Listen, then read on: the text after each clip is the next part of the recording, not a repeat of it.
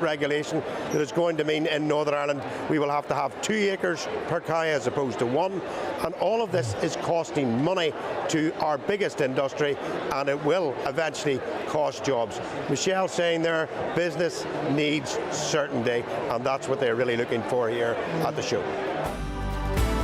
GB News, the People's Channel.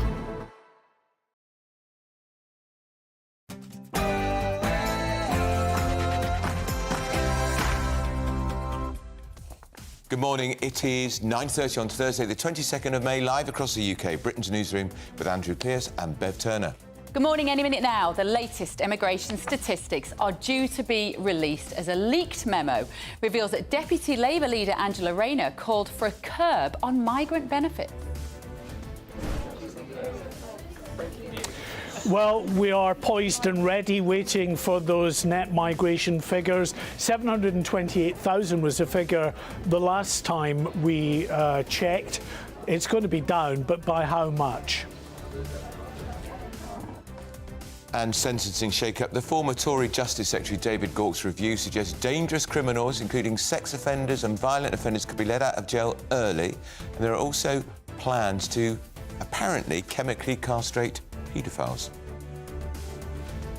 And the Chagos deal has been blocked. A High Court judge has temporarily blocked Sir Keir Starmer from handing the Chagos Islands to Mauritius just hours before the deal was signed. We want to ensure that as we go forward, more pensioners are eligible for winter fuel payments. Winter fuel U-turn, but pensioners will have to wait at least a year to have their allowance reinstated after Gordon Brown urged the current Prime Minister to make it happen much quicker. And breaking overnight, 2 Israeli embassy workers, Yaron Lischinski and Sarah Milgram, have been shot dead outside the Capitol Jewish Museum in Washington, D.C. The suspect is in custody. And there's a tsunami warning. Greece has been struck with a major 6.1 magnitude earthquake as strong tremors are felt across Turkey and Israel. We're going to speak to our very own Emily Carver and Patrick Christie's, who were there. Look, these are articles over the last few days. Death of people. Death, death, death, horrible death. Oh, that was the moment that Donald Trump ambushed the South African president in the White House, claiming that there is a genocide of white people in the country. And children in the White House have been asking Donald Trump's press secretary the big questions about the US president. Have a listen. How many people has he fired? How many people has he fired? Thus far, actually, we have not had anyone.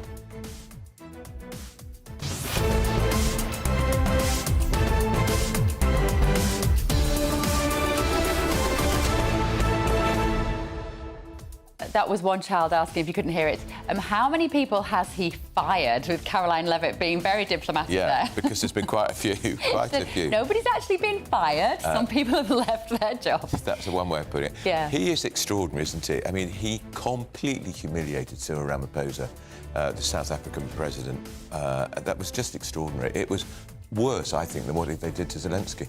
I thought it was brought, but what I love about Donald Trump is the fact that he just takes it on. I like transparency. I'm going to give you my evidence and you can tell me what you think. What do you make of it? Let us know your thoughts this morning. GBNews.com/your say, and those immigration figures straight after the news headlines. Mark White will be here to go through them. Here's Sam, though, with your news.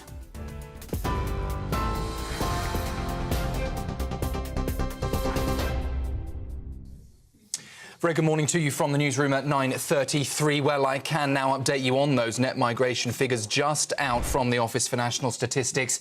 Breaking this hour, net migration to the UK, that is, of course, the difference between those arriving in the UK and leaving, has now halved from 860,000 in the year ending December 2023 to now 431,000 in the year ending December 2024. So those figures just just into us in the last few minutes, in fact, from the Office for National Statistics. As I say, the last count for the year ending June 2024 showed 728,000 more people arrived than left the UK. Now, though, that figure halving down to 431,000.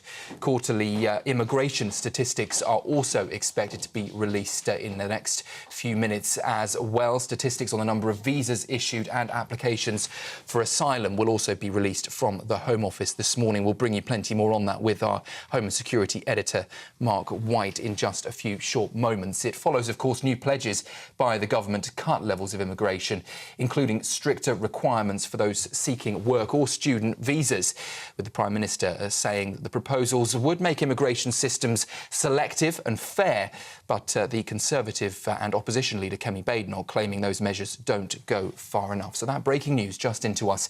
Immigration figures, net migration now standing at 431,000 for the last year ending December 2024. In other news this morning, Free Palestine. Those were the words shouted by a man now in custody after 2 Israeli embassy staff were shot dead in Washington, D.C. The young couple, soon to be engaged, were gunned down at close range outside the Capitol Jewish Museum as they left a humanitarian event. Police have identified the suspect as 30-year-old Elias Rodriguez from Chicago, who had no prior criminal record. He was detained inside the museum, where he reportedly confessed and led officers to the discarded weapon. President Donald Trump has condemned the killings as obviously based on anti-Semitism, he said, and called for an end to hatred and radicalism. Violent offenders here in the UK could be released after serving just a third of their sentence under proposals to ease prison overcrowding in England and Wales. The Independent Sentencing Review also recommends expanding chemical castration for sex offenders, limiting short jail terms and tagging thousands more criminals. The chair of that report, former Lord Chancellor David Gauke, says the scale of the crisis cannot be understated. Probation officers say they're already overstretched and fear the system could collapse under the changes. Justice Secretary Shabana Mahmood is expected to respond in Parliament later today, and we will, of course, keep across that and bring you the very latest. The government has been temporarily blocked from finalising its controversial Chagos Islands deal. In the early hours of this morning, a High Court judge granted the injunction, halting negotiations. It follows mounting legal pressure from exiled Chagosians and campaigners challenging the proposed transfer to a foreign government. Mr Justice Goose ruled the UK must not make any conclusive commitments while legal action is ongoing. Talks between the UK and Mauritius over the sovereignty of the Indian Ocean archipelago have been ongoing since 2022. Government borrowing soared to more than $20 billion last month. That is the fourth highest April figure on record. The Office for National Statistics says spending on goods and services jumped by over $4 billion, while state benefits rose by $1.3 billion year on year. Public sector debt now stands at 95.5% of GDP. That is a level not seen since the early 1960s. The Treasury says their plan is working, but critics say the figures pile pressure on the Chancellor. And a powerful 6.1 magnitude earthquake has struck off the coast of Crete, triggering a tsunami alert across parts of southern Europe. The tremor hit early this morning, waking residents and tourists as household items toppled and power lines started to sway. Locals described buildings shaking like mad for up to 30 seconds, but no major damage or injuries have been reported so far. That quake was felt as far as Turkey and Israel, with officials urging people in Greece, in Italy, France and Portugal to follow local guidance. Experts say the depth of the quake means there's no cause for alarm, but fire crews remain on high alert. Those are the latest headlines for now. Plenty more, of course, on that. Breaking news on the migration figures very shortly. Now, though, it's over to Andrew and Beth.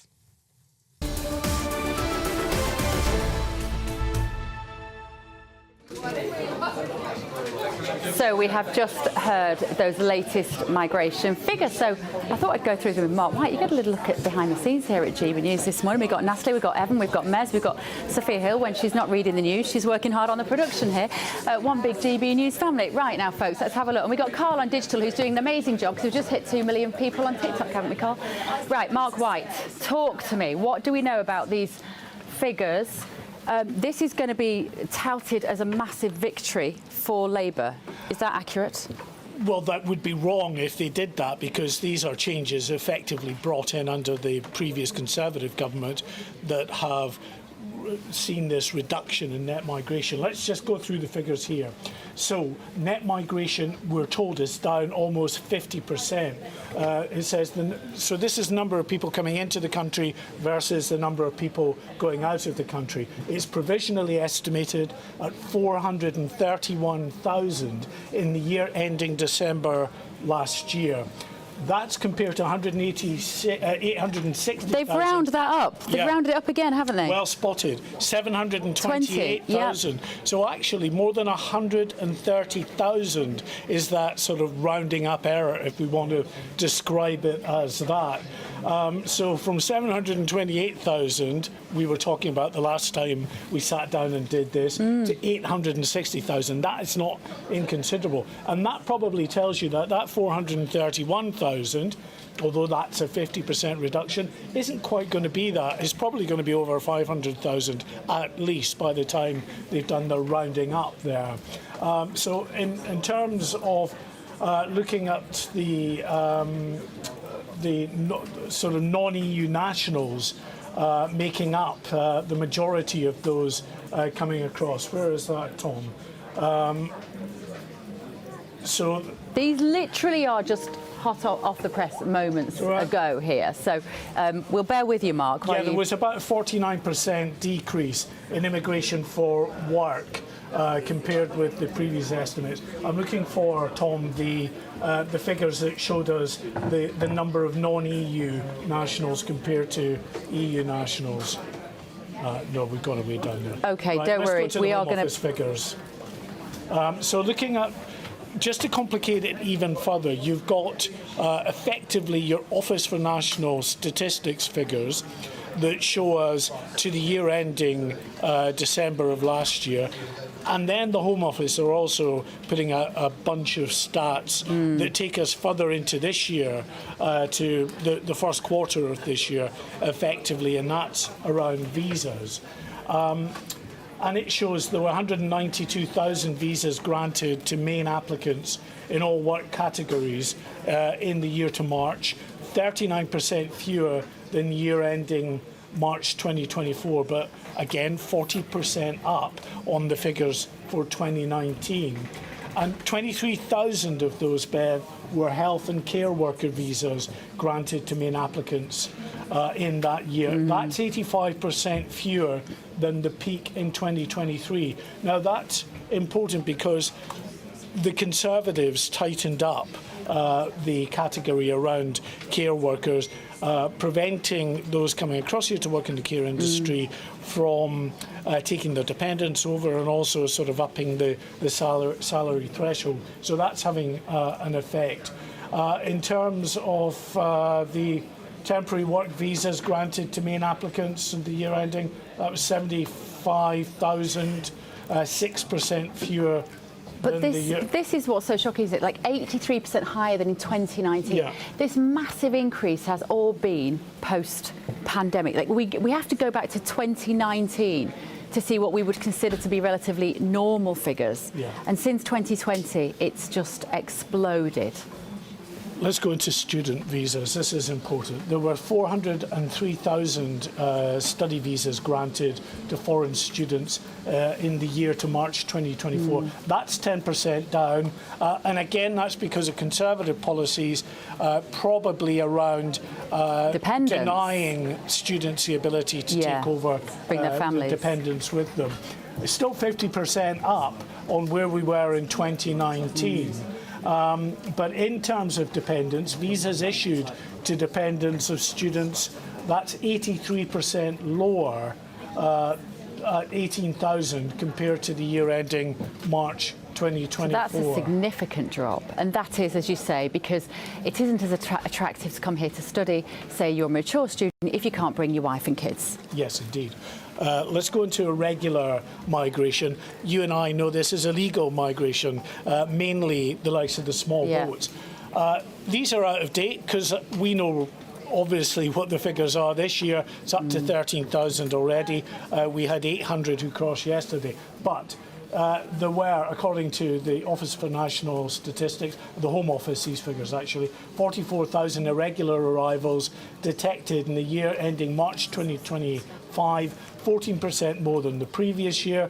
Small boats accounted for 86% of those irregular arrivals, 38,000 in that year ending March, and that's 22% more arrivals than the previous year, 17% fewer than that record year of 2022.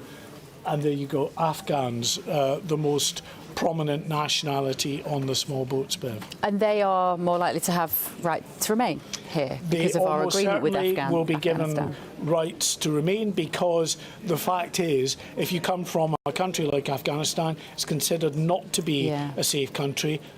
Iran's another one, Syria another one. You're not going to be returned to those countries. No. I'm just having a look here as well. 109,000 people claimed asylum in the year ending March 2025, 17% more than the year ending March 2024. Yeah, so basically this is the sort of asylum and the asylum backlog. I think if we can just go a little bit further down, you can see actually in terms of those granted, about half, 49% of the initial decisions were basically granted, so they were given asylum. And in terms of the backlog, there were 79,000 cases awaiting an initial decision. That relates to 110,000 people, 9% fewer than the end of March. But those awaiting an initial decision is 41% lower than the peak. So they are getting through. OK, brilliant. Execution. Will any world leader want to meet the US president again in the Oval Office? But first, researchers some holiday sun, it's the forecast. I hope it doesn't rain. Don't worry about it. It'll spoil our holiday. Relax, we're totally covered. All Clear Travel Insurance sponsors GBNews Travel Destinations Forecast.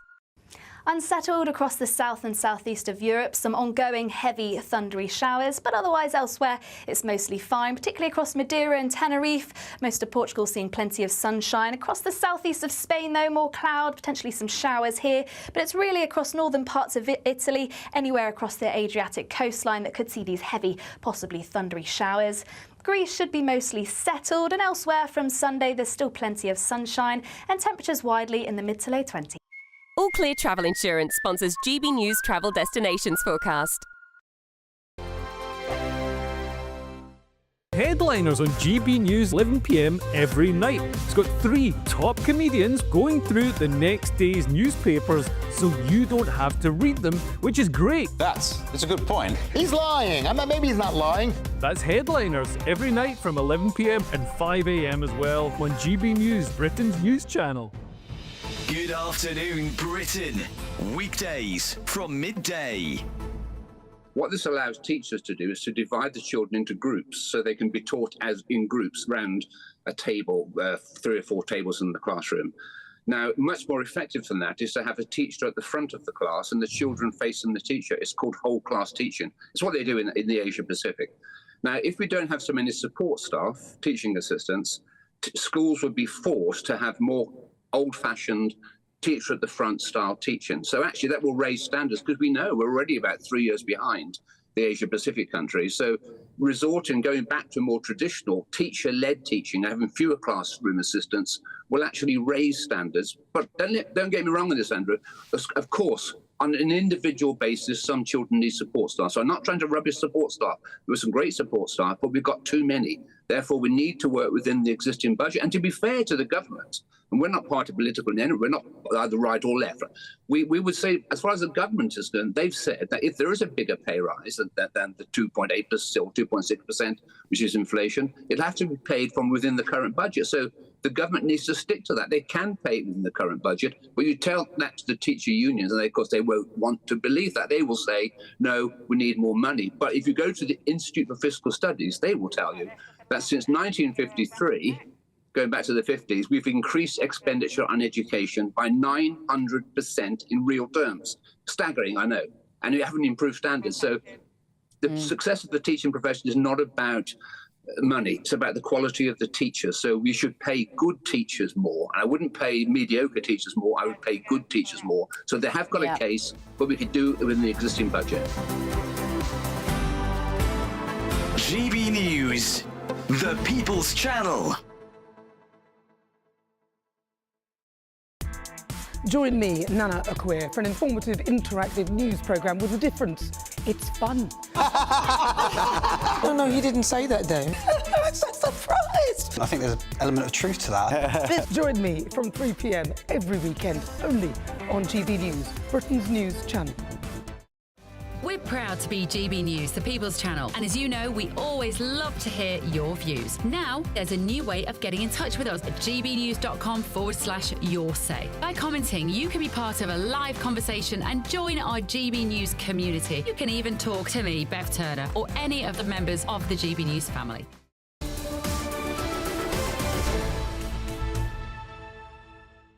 Welcome back to Britain's Newsroom. Now, a diplomatic row has erupted in the White House as Donald Trump blindsided South African President Cyril Ramaphosa by playing graphic videos alleging genocide in South Africa during their press conference. Ramaphosa was visibly stunned as officials scrambled to contain the fallout. Well, let's talk to US strategist Jason Millett. Now, you worked for Donald Trump, didn't you? Yes, worked for President Trump on all three of his campaigns, and still very active with the administration, helping with the confirmation and nomination process. Is there any president ever who's conducted himself, I'm not criticising, by the way, himself in quite this way? We saw it with Zelensky and now Ramaphosa. Never have we seen anything like this. And in America, very much supportive of it because it's the transparency. You can see exactly what's happening, what normally is behind the scenes. It's not just with Zelensky and then the South African president yesterday, but with members of Congress, members of the Senate, other leaders who have come in to visit the White House. And so it really gives people that look behind the scenes. So it's democracy and transparency. And including our very own Sir Keir Starmer, of course, who went there and gave him his invitation to his royal state visit. And pretty sort of subservient, wasn't it, really? Obsequious. But how do Americans and how do you see the situation here in the UK at the moment? Because our presenter Ben Leo did an interview with Charlie Kirk, very well-known conservative commentator in America, and he's put out on Twitter saying that basically if you go and visit Britain now, you will go back to the US and you will kiss the ground because you'll be so grateful you are here instead of here in the UK. That is damning. It really is, and I have a special understanding, having spent a lot of time here over the last several years, launching a social media platform, being very active. Which is Getter. Yes, but seeing also really firsthand what something such as the online harms bill or Ofcom, what that relationship is between that and free speech, or as we would say in the U.S., a lack thereof. And so that's a real issue as I see now with the trade deal that President Trump is able to put together with PM Starmer and start moving that in the right direction. So Americans, I think, are bullish on the long-term prospect of the U.S. and the U.K. with that relationship. But from my point of view, I look at free speech, I see what's happening. It's very concerning because if it happens here, this is the type of thing we could see in the United States. People forget just how precious our First Amendment is. Did you follow the controversy here about the woman jailed for putting a tweet out, 31 months in prison, Lucy Connolly, and she lost her appeal this week? Is she a political prisoner? That's a great question. It would seem to me to be something of that nature. I mean, and I realize that every country is going to have their own definition of their own rules on free speech, but to be jailed on something like that, get a 31-month sentence, I mean, that's an abomination. I mean, it doesn't matter where in the Western world you are, to get that kind of a sentence for a tweet. And again, it wasn't even something that was that, I mean, obviously there are hot takes that people put out on social media. It was stupid and reckless, but you took it down after 3 hours. Right. And again, it was a tweet. Yeah. Yeah. It's interesting that you say that you worry in America that what happens here could end up happening in the States, whereas I think there are several of us, particularly in this building, who are watching what's happening in America and wishing it would happen here. Do you think that we are seeing the reverberations in the UK of Donald Trump's decisions? I think particularly with his success on immigration, particularly illegal immigration, it feels like he is empowering Keir Starmer to take a stronger, kind of tougher position, at least rhetorically. Well, I think what it shows is that one election can make a massive difference. And it's not so much even about the parties, as we've seen the Reform Party start to rise up and win these local elections, which I think is fantastic. But it shows that you don't have to be bound to a particular party. You don't have to be bound just because the media says that you have to fit in some specific lane, that you can change the dynamic of who votes for you. I mean, take a look at President Trump, and new numbers out this morning shows that President Trump did 11 points better in urban areas in the 2024 election versus 2020. That was largely gains with African Americans, Latino Americans, Jewish Americans, because of the ideas that he's pushing, because of going for smart, sensible border approaches, things of that nature, lower taxes. If we can do that here, definitely in the UK, things like that can be done. And interesting that to get such a strong Latino vote and Black American vote when he was talking so tough on immigration. Because it's their jobs too that are going. Because, again, you have so much of the, as I would say, the mainstream media, and largely it's a lot of older white guys that think that they know what people who are Black or Latino are thinking. And it's really kind of a white-splaining when you think about it, whereas working class, and again, working class white, Black, Latino, anything, they look and say, wait a minute, why are the elites making all this money? Why are their wages going up? Mine are staying the same or going down? But importantly, as you point out, why are these undocumented illegals coming in and taking our jobs? Because that's exactly the jobs they're taken away from the working class. Oh, absolutely. And I think because Donald Trump has spoken so much about wanting to strengthen the economy, people will vote with how they feel about the money in their pocket. How economically is America doing right now under Donald Trump? So as we're seeing, you got to look at the full package with what President Trump is doing. You have the trade deals, you have the deregulation efforts. You also have, is going through our House and Senate right now, this whole one big beautiful bill, which of course, naming it only the way that President Trump can name a piece of legislation. What that's going to do is keep his 2017 tax cuts in place. It's also going to reform Medicaid, which is one of our safety net programs. Because what's happened is you have about 1.5 million people who are illegal, undocumented, who are receiving taxpayer-funded Medicaid benefits, so health care and such. But then you have a number of other people that are eligible to work right now, about 5 or 6 million, that they're just freeloading, and you can't have that. Jason Miller, former spokesperson of Donald Trump, it is such a joy to have you here. We could have spoken to you. Crash Law 24 sponsors GB News Traffic and Travel Report.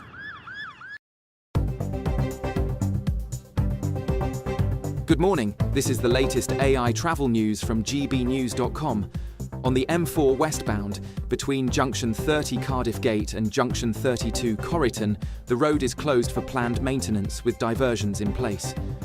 Additionally, there is a road traffic collision on the M25 anti-clockwise between junction 10 and junction 9 in Surrey, causing significant delays with 2 lanes currently shut. Normal conditions are predicted to resume by 1 this afternoon. And on the trains, expect disruption on the Gatwick Express and southern services between Gatwick Airport and Purley. For more travel news, go to gbnews.com.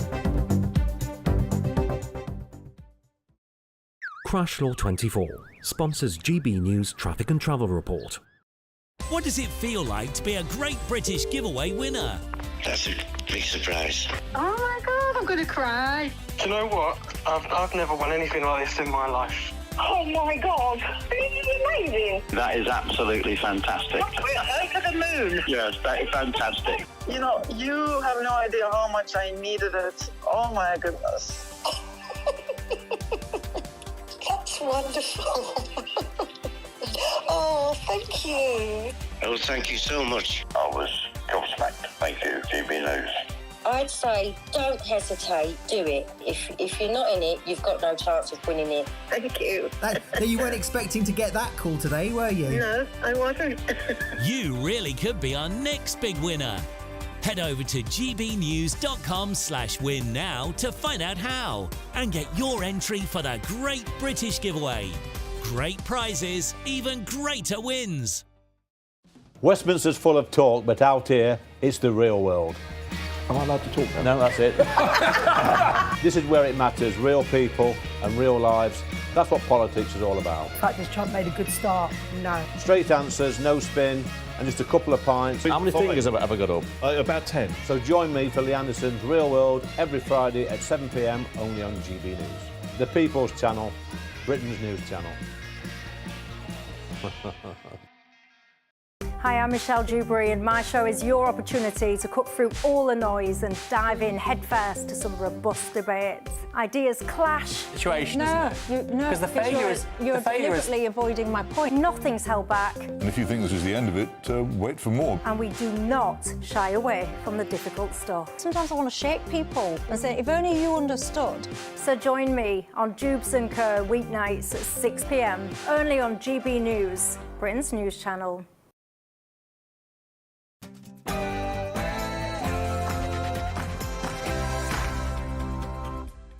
It is 10 a.m. on Thursday, the 22nd of May, live across the United Kingdom. This is Britain's Newsroom with Andrew Pearce and Bev Turner. So net migration has fallen by almost 50%. Mark White is here to break down those figures.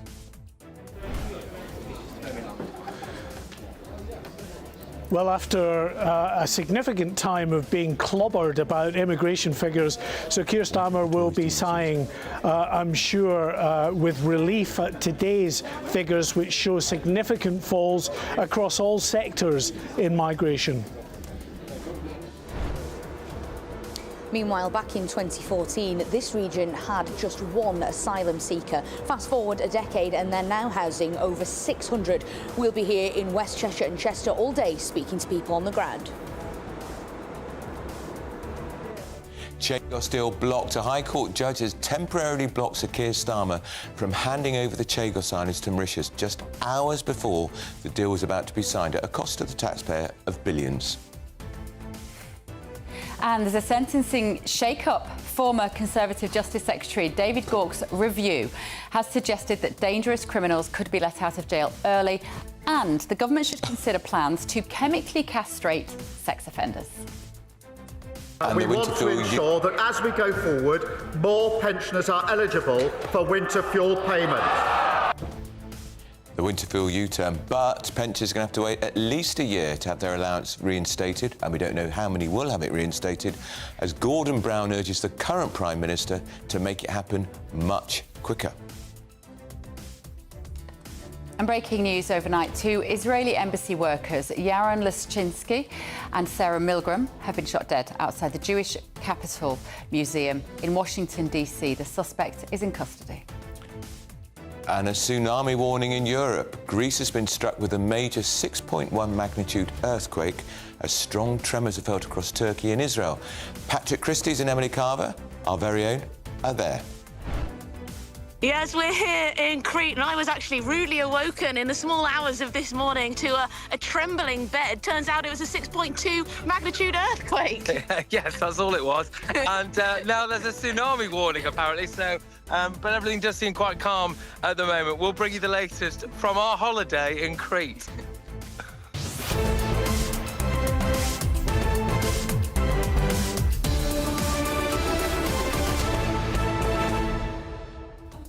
Now, look, only Emily and Patrick could look quite so cheerful in the eye of tsunami. In the eye of a tsunami. An earthquake. Hopefully nothing is going to happen to them, but look, stay tuned. gbnews.com/your say to get involved with the programme this morning. It's a busy one. Here's Sam Francis with your news.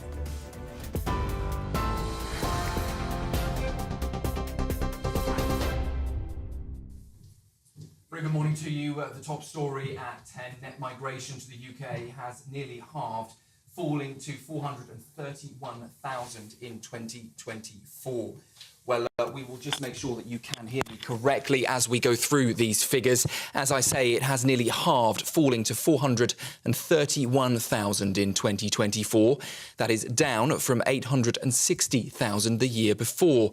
The Office for National Statistics this morning saying it is mainly due to fewer people arriving to work or study, particularly student dependents after visa rules were tightened. Labour pledges to reduce migration before the last election and recently recently introduced even stricter visa policies. An increase in emigration, especially among international students, also reportedly played a part. Today's figures cover the full year to December 2024, reflecting both Labour and Conservative government policies. Well, as anticipated, those figures just into us, 431,000 migration figures. We will bring you plenty more on that with our Home and Security editor, Mark White, later this hour. In other news, Israel is accusing Western leaders of emboldening terror after 2 Israeli embassy staff were shot dead in Washington, D.C. In a scathing statement, Israel says the UK, France and Canada have shown cowardice, claiming their stance on Gaza is paid for in Jewish blood. The young couple, soon to be engaged, were gunned down outside a humanitarian event, with the suspect reportedly shouting, "Free Palestine." Police say 30-year-old Elias Rodriguez confessed and led officers to the weapon. World leaders have condemned the killings today, with Foreign Secretary David Lammy calling it an appalling anti-Semitic crime. Exploring chemical castration to cut reoffending is worthwhile, according to former Justice Secretary David Gauke, who led a major review into sentencing and prisons. The plan could expand a small pilot already running in southwest England, alongside proposals to scrap most short-term jail sentences and release some violent and sexual offenders earlier under stricter conditions. The review wants overcrowding, says it is at crisis point, and recommends freeing up to 9,800 prison spaces. Probation services would get a £700 million boost and more powers to tag criminals in the community. But critics warn the plans risk public safety and stretch an already overwhelmed system. The government has been temporarily blocked from finalising its controversial Chagos Islands deal. In the early hours of this morning, a High Court judge granted the injunction, halting negotiations. It follows mounting legal pressure from exiled Chagosians and campaigners challenging the proposed transfer to a foreign government. Mr Justice Goose ruled the UK must not make any conclusive commitments while legal action is ongoing. Talks between the UK and Mauritius over the sovereignty of the Indian Ocean archipelago have been ongoing since 2022. Government borrowing soared to more than $20 billion last month. That is the fourth highest April figure on record. It's $1 billion more than this time last year and well above forecasts driven by rising public sector pay, benefits and pensions. The Office for National Statistics says spending on goods and services jumped by over $4 billion, while state benefits rose to $1.3 billion year on year. Public sector debt now stands at 95.5% of GDP, a level not seen since the early 1960s. And as we just heard from our very own Patrick and Emily, a powerful 6.1 magnitude earthquake has struck off the coast of Crete, triggering a tsunami alert across parts of southern Europe. The tremor hit early this morning, waking residents and tourists as power lines started to sway. Locals describe buildings shaking like mad for up to 30 seconds, but no major damage or injuries have been reported. That's it from the newsroom for now. Let's head straight over to Bev in the newsroom for plenty more on those net migration figures.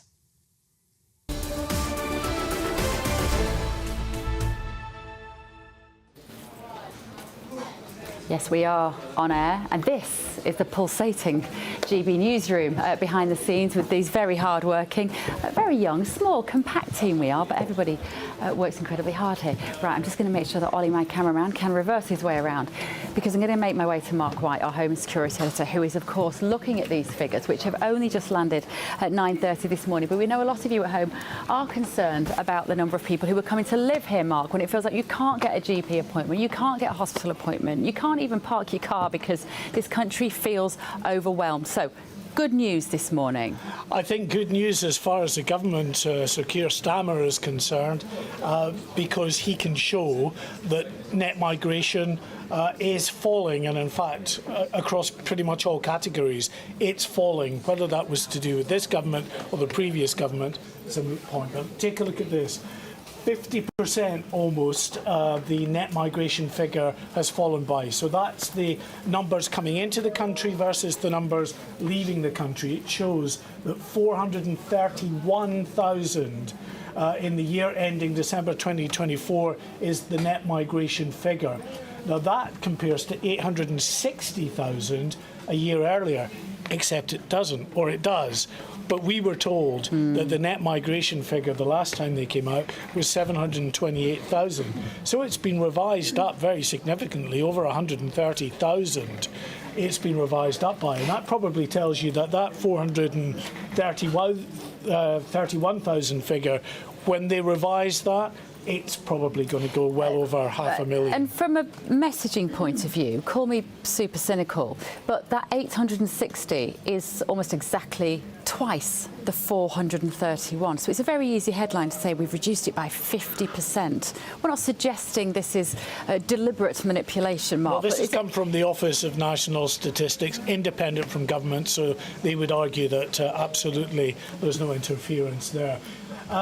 Just to confuse people further, it's not just the Office for National Statistics figures that have come out today. The Home Office have issued more figures that are a bit more up to date in the terms that they take the first quarter of this year into consideration as well. So if we look at work visas, 192,000 work visas were granted in all categories in the year ending March 2025. That's 39% fewer than the year ending March 2024, but crucially 40% more than in 2019. 23,000 of those visas were for healthcare workers. Again, that's down. It's down 85% from the peak in 2023. And the underlying cause of that really is Conservative government policy. They introduced stricter work visa rules, upping the salary threshold and also ensuring that health care visas, those coming over as healthcare workers, were not allowed to bring their families over. Let's go down to studying now. We can see that study visas issued 403,000. That's a hell of a lot. But it's down 10% on what it was in March 2024. 50% more, though, again, if we just look back to 2019. Now, the dependent issue, that was again tightened by the previous government, ensuring that students could no longer take over their family members. So you can see that the number of dependents coming over with students is 83% lower at 18,000 compared to the year ending March 2024. And that's interesting because in the year ending March 2025, and of course Labour didn't get in until July. That's right, yes. So these are the effects, really, of what the previous government has done in terms of tightening up rules. What this current government is doing, they're tightening up the rules further. We'll probably see that further downstream. Okay. Whether it will make a very significant difference, we're not sure. We're told maybe 100,000 or so once all those rules kick in. Brilliant. Thank you, Mark. Great work. Andrew Pearce, back to you in the studio behind my shoulder.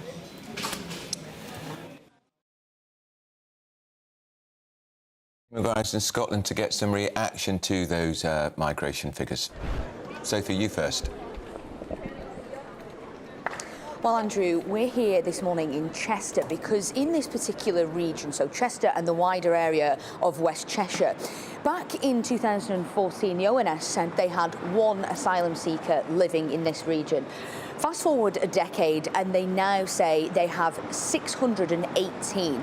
Now, if you take a look at that as a proportion per 10,000 of the population, back in 2014, that would mean that per 10,000 of the population, there was 0.03 asylum seekers.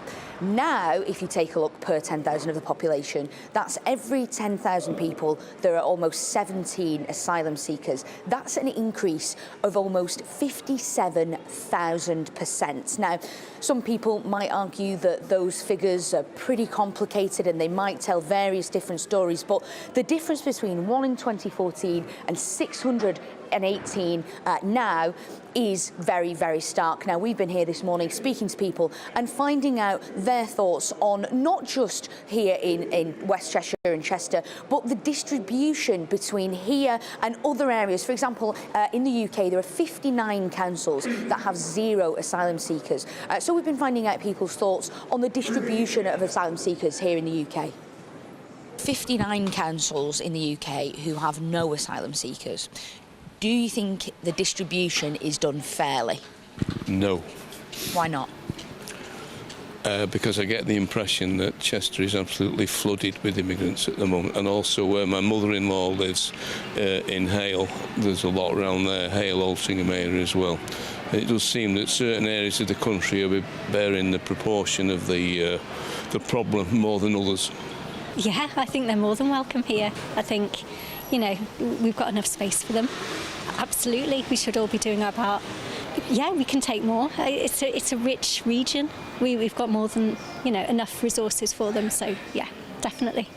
There's so much history, and it's, you know, it's English sort of through and through. Is being irrevocably changed by the introduction of so many new people, shall we say, you know, that sort of thing.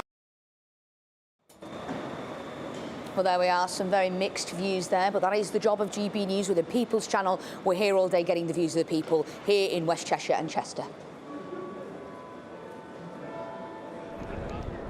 Let's go to Tony Maguire in Glasgow. Tony. Yes, good morning. Well, you know, Glasgow's already been in the headlines this month for, you know, the immigration statistics that have come to the city. On that occasion, it was actually the SNP-run Glasgow City Council which had commented that the number of asylum seekers into the city had essentially put the city's social cohesion at risk. Now, on that time, about 2/3 of the city's homeless beds were occupied by immigrants, and that's because the Scottish Government here in Scotland, any adult males who claim to be homeless when they arrive in the country have to be housed.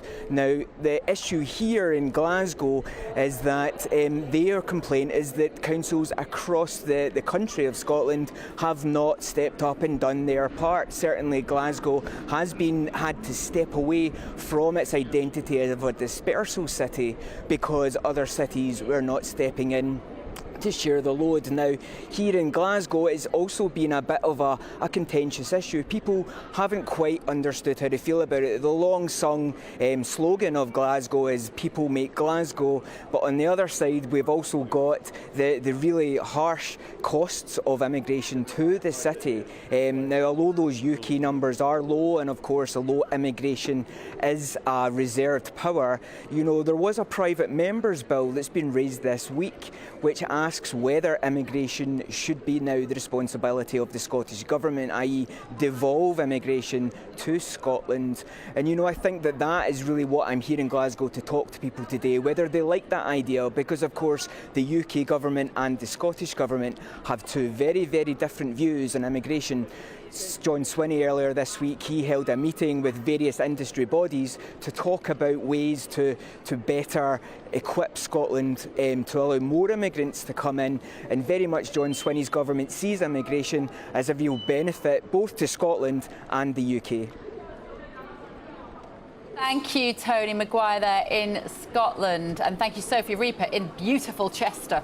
There's an amazing report this morning about crime that we're going to be digging into from a former Conservative who then stood as an independent. He was booted out the party by Boris Johnson because he was so appalling on Brexit and Europe, and he stood as an independent in his former constituency at the last election and was hammered. This is Mr Gork, and he's written this review of the justice system, including chemically castrating paedophiles. Which sounds great on paper, doesn't it? But it's not quite. Not if you're a paedophile. Yeah, no, but it also says... I mean, I'm not sure it sounds... Sorry, that's not funny. No, I think I'm not sure it sounds great on paper. Anyway, I'm not sure I want to live in a country where we chemically, deliberately, forcefully castrate human beings. But do you know who this country did that to? Alan Turing. Yes, and I think we've moved on, haven't we? Yeah. Anyway, it's a very controversial issue. I might change my mind on it by the end of the show. I don't mind doing that. The Gork review, because he's a wet liberal, also suggests that sex offenders and violent offenders should serve less time in prison. How can that be good for law and order? Told you it's an interesting story. We're going to be digging into that as well. Right, first of all, though, your chance to win the biggest Great British giveaway to date. It's that motorhome, amazing camper van, £67,000 it's worth, and you get £5,000 in tax-free cash. Enter. Here's the details.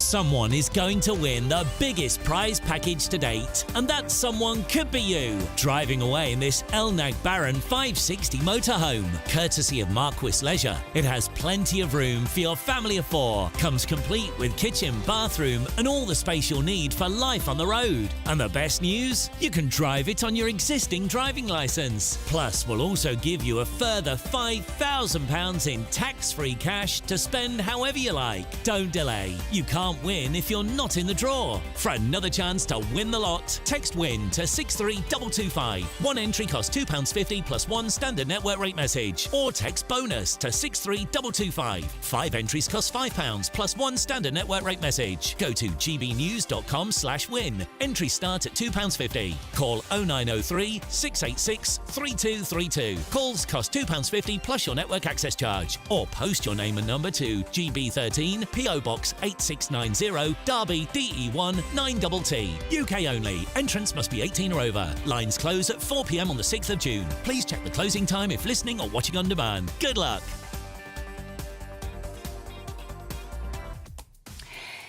Oh, we've got so many things to talk to you about. Potential U-turn on the pensioners' fuel allowance. What's that going to mean? Chagos Islands.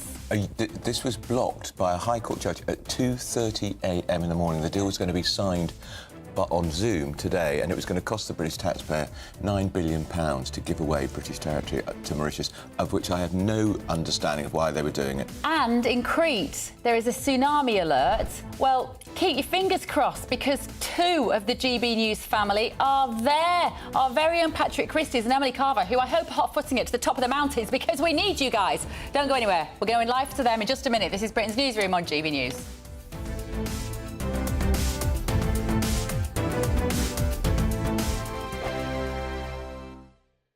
Westminster, the ultimate clique. And you're fighting like rats in a sack. But here on the Camilla Tominey Show, we ask the questions the establishment media is too scared to ask. OK, let me ask you a straight question, because I know you're a straight-talking politician. Whether it's net zero, illegal immigration or law and order, nothing is off-limits. You had the power then. Yeah, as I and say, now you've lost it. That's the Camilla Tominey Show, a politics show that's fearless. But no, let me finish my question if you don't mind, because it is my show. Sundays at 9:30, only on GB News, the People's Channel, Britain's news channel. Martin Daubney, weekdays from 3 p.m. The caving in to trans activists and watering down their own guidance. Well, earlier on today, I spoke to the trans rights activist and the founder of the Gender GP Clinic, Helen Webberley. There's new NHS guidelines out saying that they can treat nursery-age children who believe they are transgender. I put it to you, nursery-age children can believe the moon is made of cheese. How on earth are they meant to have the critical faculties to know that they can change gender? But I think we've got to think about what we mean by treat. And I really, really welcome this from the NHS. And I just want to say thank you very much. This is the NHS that we all know and love, where nobody is turned away on the count of age or ability or gender or anything like that. And what the NHS is saying here is that, yes, if you have a child under the age of 7 who is saying they are transgender, who is asking what gender means, if the family is struggling with that gender identity or whatever the child is saying, that yes, they will welcome them to sit and talk and go through it with a professional person for guidance and support. And I think that's a really marvellous initiative for the NHS. Thank you, really thank you from the trans community for that one. Well, I think we need to be careful about what the right path is. But certainly the role of a counsellor or psychologist in a child's gender clinic would be there to do exploration, how to best live your life, how to, is your gender different? Is it the same? It's about exploration. It's not about preferring one outcome or the other. It's not about preferring that child who's saying, I am transgender. It's not about preferring that they are not transgender, i.e. that they are cisgender. And it's not about encouraging them to be transgender. It's about giving them the space with professionals to talk through, and for the families as well, really important. GB News. Headliners on GB News 11 p.m. every night. It's got 3 top comedians going through the next day's newspapers so you don't have to read them, which is great. That's a good point. He's lying. Maybe he's not lying. That's Headliners every night from 11 p.m. and 5 a.m. as well on GB News, Britain's news channel.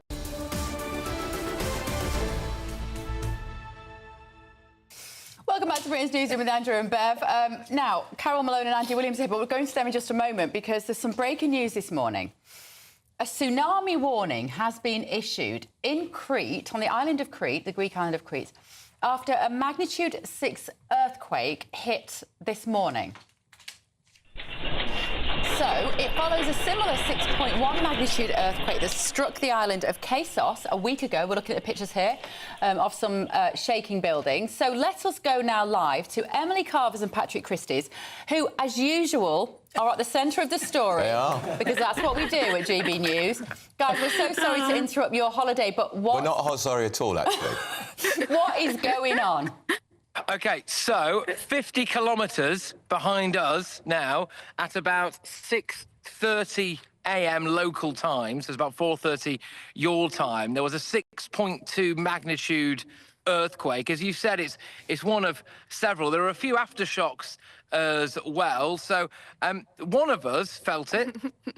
Yeah, so let me set the scene a bit. So last night the football was on. So Patrick dragged me out. Now, of course, it started at 10 o'clock this time. So dragged me out. We went off to an Irish bar in the local village. Lovely stuff. Had my virgin mojito and all of that. So we were obviously exhausted. Now, I was woken up by this earthquake. I didn't know it was an earthquake at the time, although it did feel like it was. I tapped Patrick on the shoulder, said, "Is there an earthquake? Is there an earthquake?" Absolutely zero reaction. So I assumed I was dreaming or something. So I just rolled over and went back to sleep. But then this morning, we checked the news. Well, and then it turns out there's a tsunami warning. So I called reception. After I asked him to. Yes, and I did get the distinct impression I was one of several men who'd been asked to call reception this morning, and they told us that actually it's OK because the earthquake happened so deep underground that they're not expecting anything. If you do look behind us, I'll try and maybe move the camera here. Oh, yeah, as you can see, it is incredibly calm, the waters here. Lovely, perfect for swimming. But if there is a tsunami, what we're going to do is we're going to leg it up to those hills there. So we are pretty well covered. Of course, if there isn't a tsunami, we're just going to go back to the pool that's over there. So, so hopefully everything's OK. Yeah, so fingers crossed. Fingers crossed. I mean, Can you get any sense from the locals how likely a tsunami is? Is it the kind of thing that they've seen before after these earthquakes? So they've not really seen any tsunamis or anything, certainly not recently. The locals, I must say, I don't want to, ruin the story or anything, just seem really unbothered about all of this. But it's true. I mean, the fishing boats are out, the booze cruises are out. Our little local boat is doing its thing as normal. So this morning we were looking at the sea, wondering, is that a wave coming? Is that something in the distance? But I mean, reception just sort of told us that everything's absolutely fine. But we're going to speak to the lifeguard in a little bit just to check. Yeah, and they do have a tsunami warning system in place, which we've been told about. So if sirens start going off, then we know that we've got to leg it. Look, the concern obviously is that this could be a precursor to some much bigger earthquakes. So I know that we're kind of making light of the situation now, but, we don't want to kind of come across as being too flippant about the whole thing. I mean, clearly there is a concern here, and if there is a much bigger earthquake, then that could have bigger consequences. And it is... Neither of us have ever felt an earthquake before, have we? So it was quite something. Well, only one of us still has. Yeah. So... yeah, exactly. Right, and when are you going to be back on our tellies, guys? When are you back on the telly? The audience would want to know. Well, hopefully Monday. Hopefully on Monday. All being well. All being well. So, well, actually, technically, I think in about an hour's time. But yeah, then properly Monday. Back here, safe and sound. All right. Well, enjoy your holiday, all three of you. I hope you don't have to run up those mountains too quickly, Emily. A woman in your condition. I hope not. The walk to the pub was bad enough. I'm sure. Right. Have a wonderful rest of your holiday. Keep us posted. OK, Carol Malone and Andy Williams are here with us. Hello. Well, we had a political earthquake yesterday because the Prime Minister finally said winter fuel A screeching U-turn. I was astonished he did it at Prime Minister's Questions, gifting it to Kemi Badenoch. I thought it would have been done in another way. But I mean, Rachel Reeves wasn't there, which was sort of shafting her. So, I mean, but, you know, for him to pretend, you know, for him to say he's reversing this now, remember he said that that there would be a run on the pound if they cut this. But one of his first acts when he came into power was to cut this. But, you know, we can't just blame Reeves for this, although I do as well. But, you know, he signed that off. He absolutely wanted that to happen. So we can't now pretend it was a terrible decision. But now he's saying the economy is better. Of course, the economy is not better. The economy is much worse than it was when he took it over. I mean, he inherited the fastest-growing economy in the G7. But, you know, if anyone believes he's doing this because he gives a stuff about pensioners, they need to give their heads a wobble. He's doing it because of reform. This is just one of the many moves he's making in the past week to actually try and stop the inexorable rise of reform. And he's not going to do it. And pensioners will never forget. If he thinks that they're going to vote, say, oh, well, that's a good thing he did, we'll vote for it. Well, the thing is, Kelly, he hasn't told us how many pensioners are going to now be excluded, when it's going to happen. I mean, Gordon Brown, who brought in the winter fuel allowance in the first place, on TV last night saying he's got to do it immediately, but they're not going to. Could cock up his own U-turn. Exactly. Because it's like his policies and his decisions are written on the back of a fag packet. Yeah. So he just says, oh, we'll do this. But he has no idea how many more pensioners are going to get panic. it, whether he can get it in time for the winter. I don't think this actually is to do with reform. I think it's to do with the left of the Labour Party, who've been putting a huge amount of pressure on Keir Starmer and on the government to U-turn on this, but also to water down the welfare reforms that they want to bring in, which I think they should absolutely pursue. I agree with Carol for a slightly different reason, which I think this is U-turning on this is a bad idea, because I think it was the right policy. And I think they should have doubled down. You? Yeah, I do. Why? Because to save something like 1.2 billion quid. Yeah, in the scheme of things, that's not very much money. It's nothing. But I do think that there were I don't believe in universal benefits for pensioners, many of whom, not all, obviously, but many of whom not many. Didn't need... Yes, many. Small amounts of whom have very small private pensions. There are a few who have big ones. The majority have tiny pensions, and a lot of them were just a few pence over to qualify for the pension credit. Yeah. So these are not big pensions. These are not wealthy pensioners. I think I read somewhere at the time, and this might be slightly off, but that something like this was going to affect something like 15% of people in terms of you know, making life difficult for them. And for those people... I don't know how that works, because when you think there's like 2.5 million pensioners on state benefit alone... I think there are plenty of pensioners who could absorb this, and I think it's about getting the threshold right. But the problem with the U-turn is that it reinforces this sense of a government that's kind of flailing. You remember Dominic Cummings calls Boris Johnson the trolley? It feels like Starmer's behaving a bit like a trolley. It's buffeted from one side to the other by events. And the announcement was panicked because he couldn't say when the change is going to come in and how many. Yeah, and which again, you have to know. You have to know that when you have to know. And now there's going to have to be another set-piece moment where they announce that, which brings it back up all over again. I just think it's a complete... And if they don't get it, but Melanie, if they don't get it in by next winter, the change by next winter, that would be more pensioners dying. Completely. You know, and the thing is, to not be able to say whether they're going to be able to make this happen, it sounds like he just thought about this the day before and said, oh, we'll just chuck that out in Parliament this week and that'll make it look better for us. But, you know, this government is flailing on every single level. We see what's happened with Reeves this week.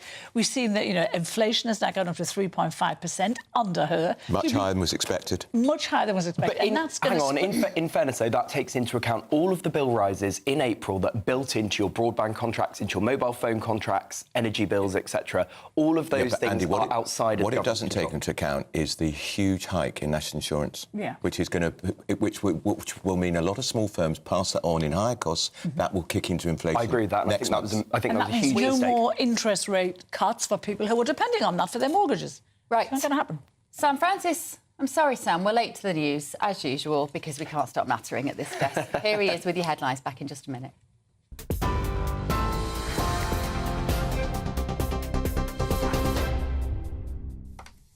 Very good morning to you. 32 minutes past 10. Well, the top story this hour, net migration to the UK has fallen to 431,000 in the year to December 2024. That figure nearly half the level of the year before. Posting on social media, former Immigration Minister Robert Jenrick has claimed credit for the fall, but says it's still far too high and is attacking Labour's plans, calling it a white flag. Well, we can also bring you more detail from those Home Office figures. now showing 32,345 asylum seekers were housed in hotels this March. That is down since December, but still higher than when Labour took office. ONS data also shows immigration for work by non-EU nationals dropped by 49%, while study visas fell by 17%. Emigration rose by 11%, with 517,000 people leaving the UK. Plenty more on that with our Home and Security editor, Mark White, in the next half hour or so. In other news, 2 Israeli embassy staff have been shot dead outside a Jewish museum in Washington, D.C., in what world leaders are calling a horrific and anti-Semitic attack. The suspect, Elias Rodriguez, 30 years old, reportedly shouted "Free Palestine" as he was arrested. The UK's Foreign Secretary David Lammy has condemned the killings and said that the UK stands with the victims. The attack has triggered heightened security at Israeli missions worldwide, with Donald Trump posting "Those horrible DC killings must end now," adding hatred and radicalism have no place in the United States. Exploring chemical castration to cut reoffending is worthwhile, according to former Justice Secretary David Gauke, who led a major review into sentencing and prisons. The plan could expand a small pilot already running in southwest England alongside proposals to scrap most short-term jail sentences and release some violent and sexual offenders earlier under strict conditions. The review warns that overcrowding is at crisis point and recommends freeing almost 10,000 prison spaces. Probation services would get £700 million boost and more powers to tag criminals in the community, but critics are warning the plans risk public safety and stretch an already overwhelmed system. The government has been temporarily blocked from finalising its controversial Chagos Islands deal. In the early hours of this morning, a High Court judge granted an injunction halting negotiations. It follows mounting legal pressure from Mexar Chagossians and campaigners who are challenging the proposed transfer. Mr Justice Goose ruled the UK must not make any conclusive commitments while legal action is ongoing. Talks between the UK and Mauritius over the sovereignty of the Indian Ocean archipelago have been ongoing since 2022. And from the cage to the stage, that is how Chris Brown has summed up his release from a UK prison on a £5 million bail. The R&B singer was freed after being charged over an alleged bottle attack at the London nightclub in 2023. He's now set to continue his world tour, including UK shows this summer in Manchester, Cardiff, London, Birmingham and in Glasgow. Well, Chris Brown must follow strict bail conditions, including living at a court-approved address and avoiding contact with the alleged victim. You're up to date just after 10:30. I'll be back with you at the top of the hour. Next, though, let's take a quick look at the markets. For the very latest GB News direct to your smartphone, sign up to News Alerts by scanning the QR code or go to gbnews.com/alerts.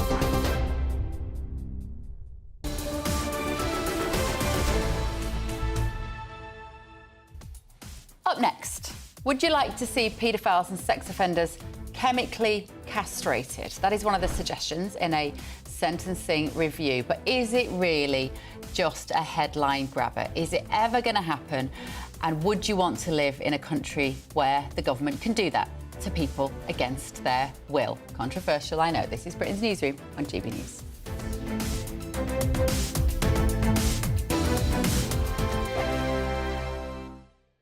Hello there, good morning. Welcome to your GB News weather update from the Met Office.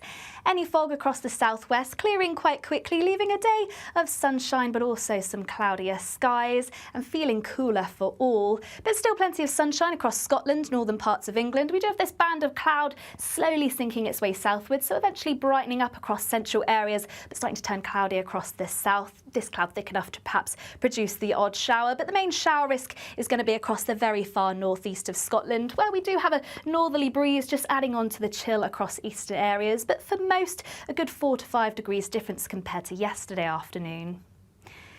Then through into the evening, once again, still fairly cloudy across the south, still the chance of the odd shower until this band of cloud clears its way southwards overnight. But elsewhere, northern parts of England, Northern Ireland, it should be largely dry and fine end to the day, and fairly similar across Scotland as well, but still the risk of some showers just clipping the very far northeast, and still fairly breezy around those northeastern exposed coasts as well. But then through the course of the night, as I say, as we get rid of that cloud across the south, there's going to be plenty of clear skies. Winds should lighten away from eastern coast, but that means it is going to be turning chilly. A chance we could see some rural frost by the morning. So if you're a gardener, make sure to keep those plants covered up. And then we'll eventually see more cloud drifting in from the west. So it is going to be a mostly chilly start to finish off the week, but once again, it should be mostly dry. Probably a bit more sunshine around, particularly for central and southern parts, though still the risk of the odd shower clipping the very far northeast. But we'll see cloud thickening up from the west, eventually some outbreaks of rain moving into parts of Northern Ireland, the very far west of Scotland. And that's a sign for things to come as we head towards the bank holiday weekend. But a warmer day for many, highs of around 21 degrees Celsius. That's it from me. Bye-bye.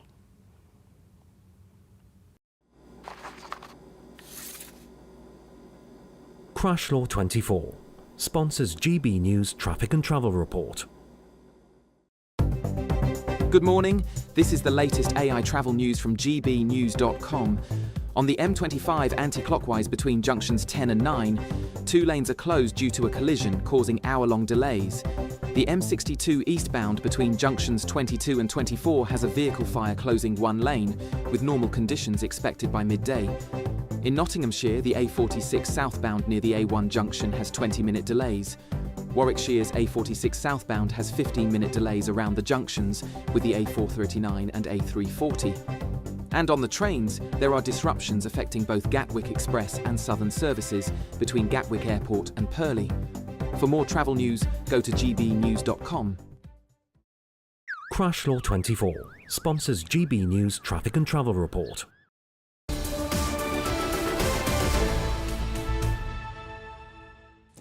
Welcome back to Britain's Newsroom with Andrew Bev. It's a Thursday. I think it's sunny outside. There's a lot to be grateful for. But I'm not terribly grateful for the review by David Gauke. He was a Tory Lord Chancellor, booted out of the Tory party by Boris Johnson and stood as an independent at last election, just so you know where he is politically.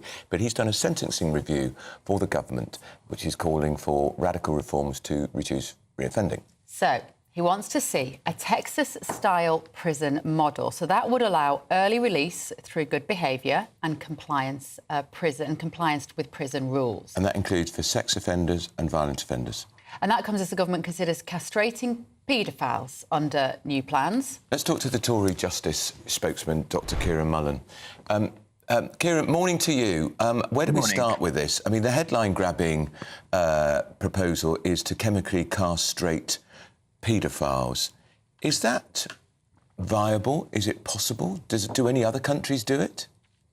Well, I think you're right in saying that isn't a bit of a distraction attempt for what is, I think, a fundamentally insulting review for victims of crime. This is a weighty document that's gone through lots of things in lots of detail, but what it spent absolutely no time on whatsoever is what the victims think punishment is when it comes to making sure people have a punishment that fits the crime. And I think that's really insulting to victims, actually, who will pick up this report, who've been told it's a landmark review of sentencing.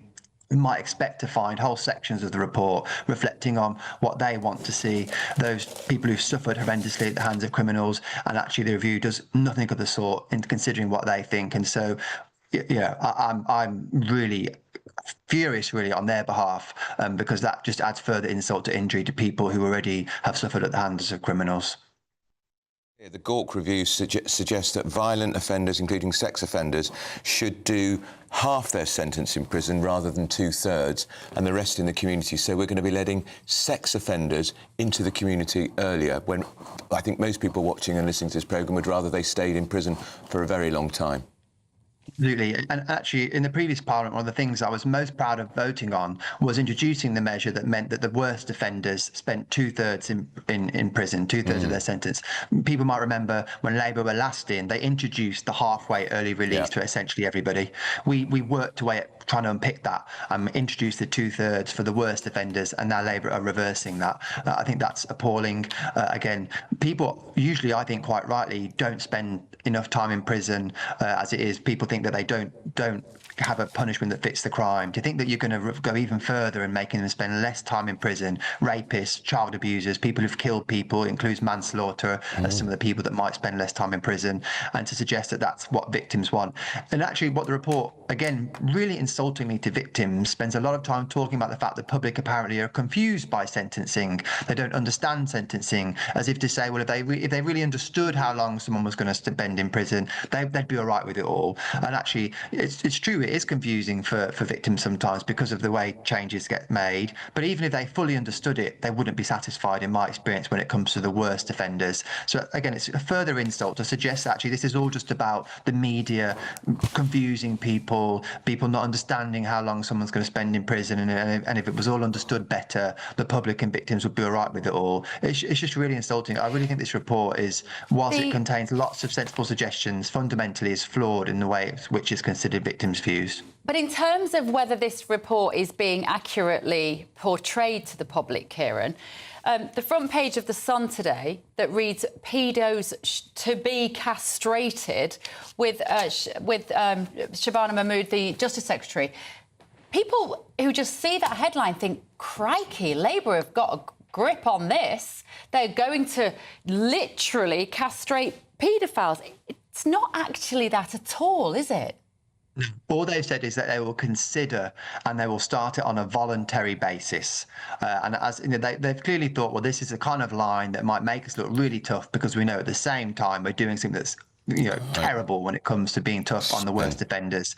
And it's up to shows like yourselves to explain actually what's happening. This is a maybe when it comes to the chemical castration. And also, I just want to make this really clear. We're not talking about removing somebody's testicles. No. We're talking about taking an antidepressant and an anti-testosterone drug. That is it, an anti-androgenin. So those are not necessarily going to be as punitive as that headline would suggest. They should just bang them up for longer. Just bang them up, Kieran. Isn't that the answer for paedophiles? Bang them up so they can't come out.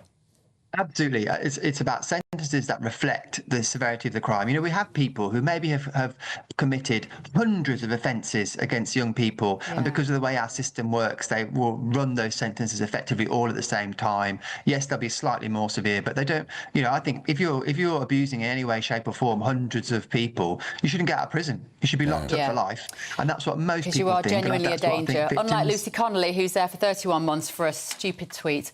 Thank you so much. A real pleasure to talk to you this morning. Shadow Justice Minister Dr. Kieran Mullen MP there. Now, up next, some children having catastrophic waits for community health care. You'll not believe how big the backlog is.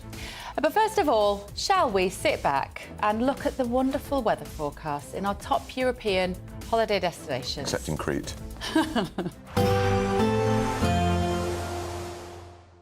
I forecast a perfect holiday in the sun. Weather looking good then? For sure, and no worries about our travel insurance. All Clear Travel Insurance sponsors GB News Travel Destinations forecast. Unsettled across the south and southeast of Europe, some ongoing heavy thundery showers, but otherwise elsewhere it's mostly fine, particularly across Madeira and Tenerife. Most of Portugal seeing plenty of sunshine. Across the southeast of Spain, though, more cloud, potentially some showers here, but it's really across northern parts of Italy, anywhere across the Adriatic coastline that could see these heavy, possibly thundery showers. Greece should be mostly settled, and elsewhere from Sunday there's still plenty of sunshine and temperatures widely in the mid to low 20s. All Clear Travel Insurance sponsors GB News Travel Destinations forecast. Westminster's full of talk, but out here, it's the real world. Am I allowed to talk now? No, that's it. This is where it matters, real people and real lives. That's what politics is all about. The fact has Trump made a good start? No. Straight answers, no spin, and just a couple of pints. How many fingers have I got up? About 10. So join me for Lee Anderson's Real World every Friday at 7 p.m, only on GB News. The People's Channel, Britain's news channel.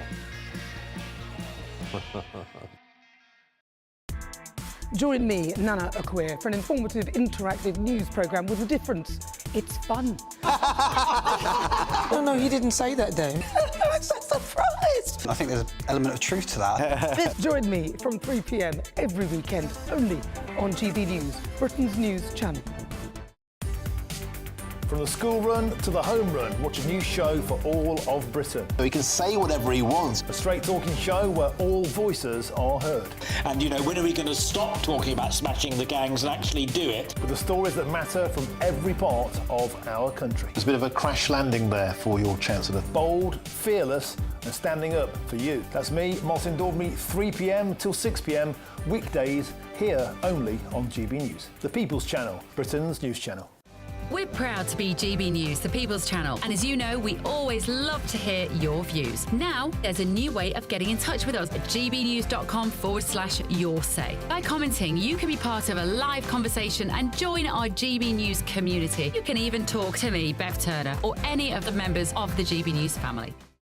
It's Patrick Christie's Tonight, and here we do things differently. It's explaining the absolute madness of this, doesn't it? It's explosive. I mean, this is very good. It's lively. 850. Your government sat there, Sean, and he did nothing. It's controversial. And the Middle East has been in turmoil since before I was born. It's everything you need to kickstart your evening. Everyone's had their Weetabix tonight. I love to see it. That's Patrick Christie's Tonight, weeknights from 9 p.m.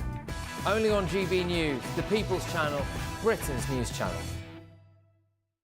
Hi, I'm Michelle Dewberry, and my show is your opportunity to cut through all the noise and dive in headfirst to some robust debates. Ideas clash. Situation, isn't it? No, because the failure is you're deliberately avoiding my point. Nothing's held back. And if you think this is the end of it, wait for more. And we do not shy away from the difficult stuff. Sometimes I want to shake people and say, if only you understood. So join me on Jubes & Co. weeknights at 6 p.m, only on GB News, Britain's news channel.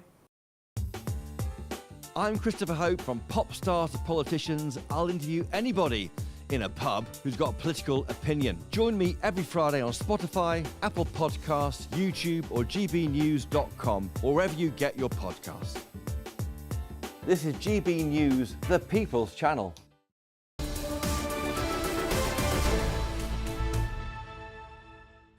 This is Britain's Newsroom on GB News. The time is 10:50. So leading children's doctors are warning of catastrophic delays in community care. Over 314,000 of them face long waits, with many missing crucial developmental milestones, which could risk lifelong harm. Let's talk to the co-founder of Us For Them, Molly Kingsley. Good morning, Molly. Us For Them, of course, meaning us, the adults, for them, the children. It can feel like children get very neglected in government policy at the moment. So what's going on with these children who are missing these appointments? What kind of appointments are we talking about?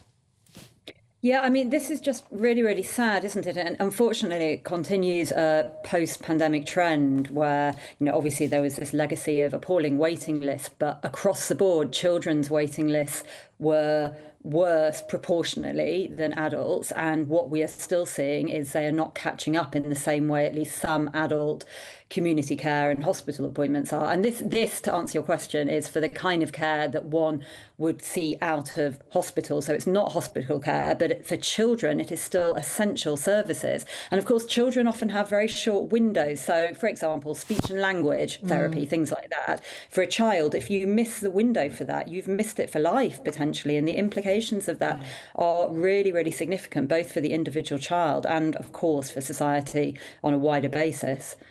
Is anybody making enough noise on behalf of children, Molly?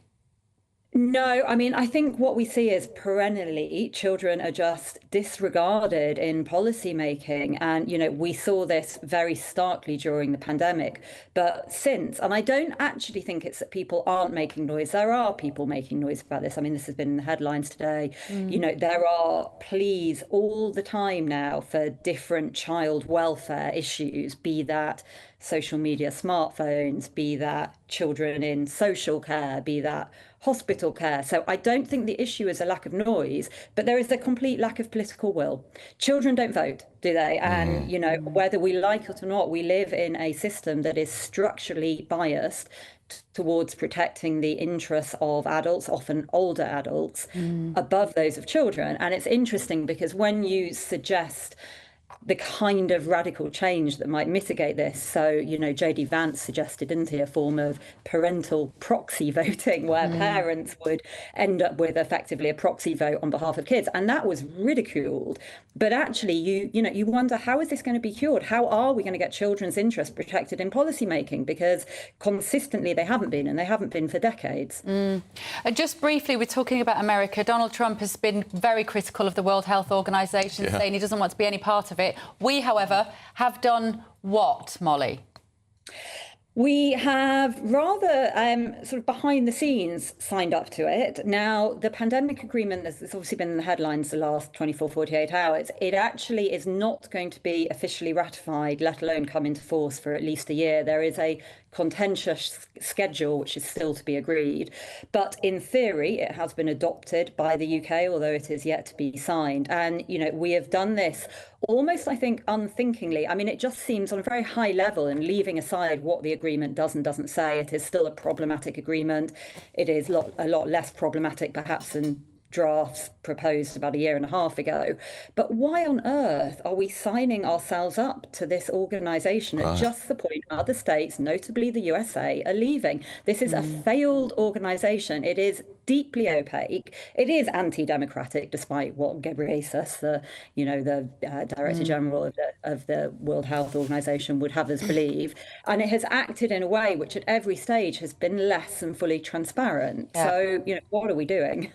OK, all right. We'll dig into that a little deeper one day again, Molly, but we have run out of time. We are seeing live pictures of Chagossians outside the High Court. We'll tell you what that is all about in just a minute. Don't go anywhere.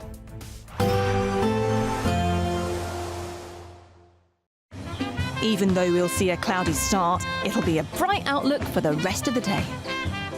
Boxed Solar, sponsors of weather on GB News. Hello there, good morning. Welcome to your GB News weather update from the Met Office. Any fog across the southwest, clearing quite quickly, leaving a day of sunshine but also some cloudier skies and feeling cooler for all. But still plenty of sunshine across Scotland, northern parts of England. We do have this band of cloud slowly sinking its way southwards, so eventually brightening up across central areas, but starting to turn cloudy across the south. This cloud thick enough to perhaps produce the odd shower, but the main shower risk is going to be across the very far northeast of Scotland, where we do have a northerly breeze just adding on to the chill across eastern areas, but for most, a good 4 to 5 degrees difference compared to yesterday afternoon. Then through into the evening, once again, still fairly cloudy across the south, still the chance of the odd shower until this band of cloud clears its way southwards overnight. But elsewhere, northern parts of England, Northern Ireland, it should be largely dry and fine end to the day, and fairly similar across Scotland as well, but still the risk of some showers just clipping the very far northeast, and still fairly breezy around those northeastern exposed coasts as well.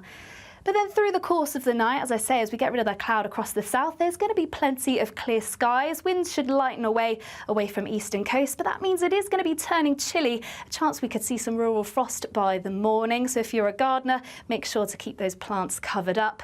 And then we'll eventually see more cloud drifting in from the west.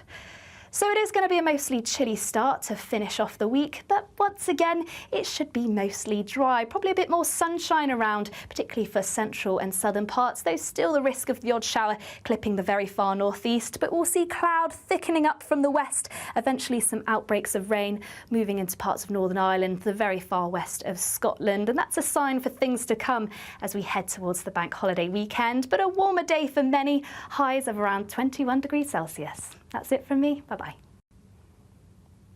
Expect a warm front, moving from the kitchen right through to the rest of the house.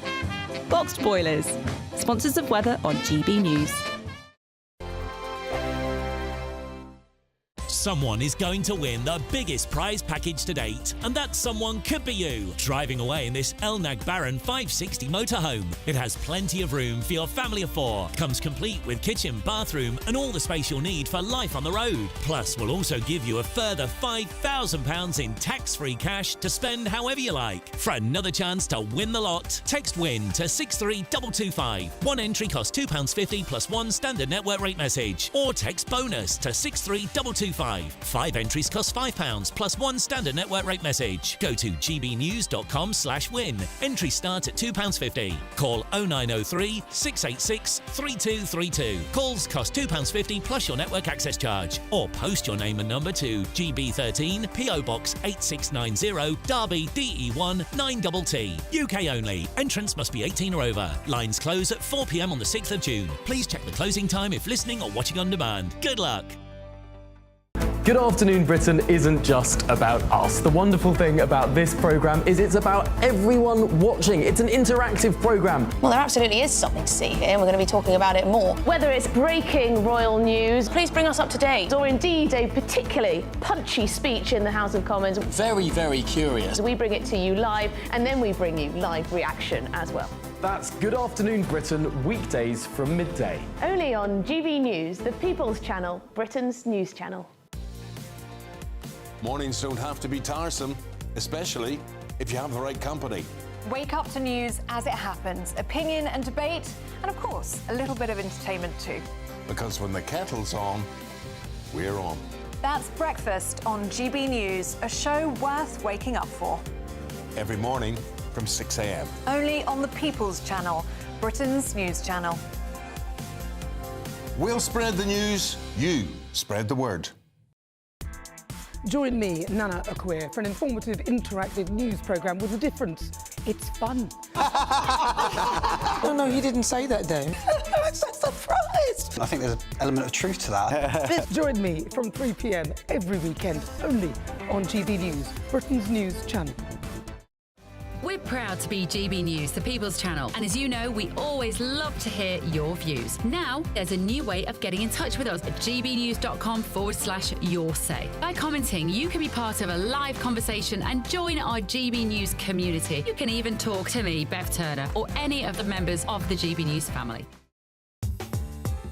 I'm Christopher Hope. From pop star to politicians, I'll interview anybody in a pub who's got a political opinion. Join me every Friday on Spotify, Apple Podcasts, YouTube or gbnews.com, or wherever you get your podcasts.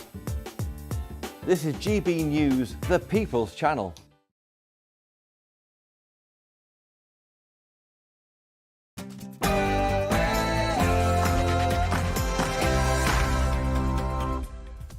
It's 11 o'clock on Thursday, the 22nd of May, live across the UK. This is Britain's Newsroom with Bev Turner and Andrew Pearce. So net migration falls by almost 50%. Mark White is here to break down the figures. Well, Sir Keir Starmer might be breathing a sigh of relief that these migration figures are down, but this government can claim none of the credit. These are all changes that were brought in under the previous government. Sentencing shake-up. Would you support the chemical castration of sex offenders? And would you let dangerous criminals out of prison early for good behaviour? It's a slightly conflicting report. We're going to hear from the Justice Secretary very soon. And that Chagos deal blocked in the high drama in the early hours of the morning. A High Court judge has temporarily blocked Sir Keir Starmer's giveaway of Chagos to Mauritius at 2:30 a.m. this morning. We're seeing live pictures from the High Court where a hearing is currently taking place, and these are Chagosians protesting about the deal. And breaking news from America overnight. 2 Israeli embassy workers, Yaron Lishinsky and Sarah Milgram, were shot dead outside the Capitol Jewish Museum in Washington, D.C. The suspect is in custody. And a tsunami warning. Greece has been struck with a major 6.1 magnitude earthquake. Strong tremors have been felt across Turkey and Israel. Look, these are articles over the last few days. Death of people. Death, death, death, horrible death. That was a very uncomfortable-looking South African president as Donald Trump showed him pictures claiming to be victims of a genocide of white people in that country.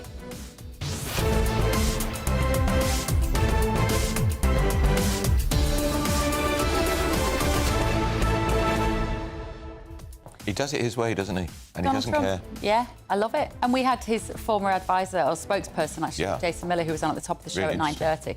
And he was saying, look, he's all about transparency. Yeah. These conversations normally go on behind They closed do. doors. They I do. love the fact that Trump says, right, let's do this in front of the public. And then you often get a briefing. The president was really strong or really tough. Well, you see it for yourself now. Yeah. I love it. Can't get enough of it. First, though, here's Sam Francis with the news.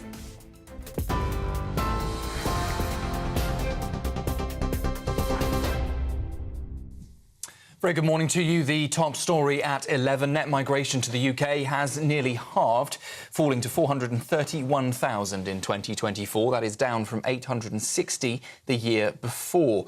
The Office for National Statistics says it's mainly due to fewer people arriving to work or study, particularly student dependents, after visa rules were tightened.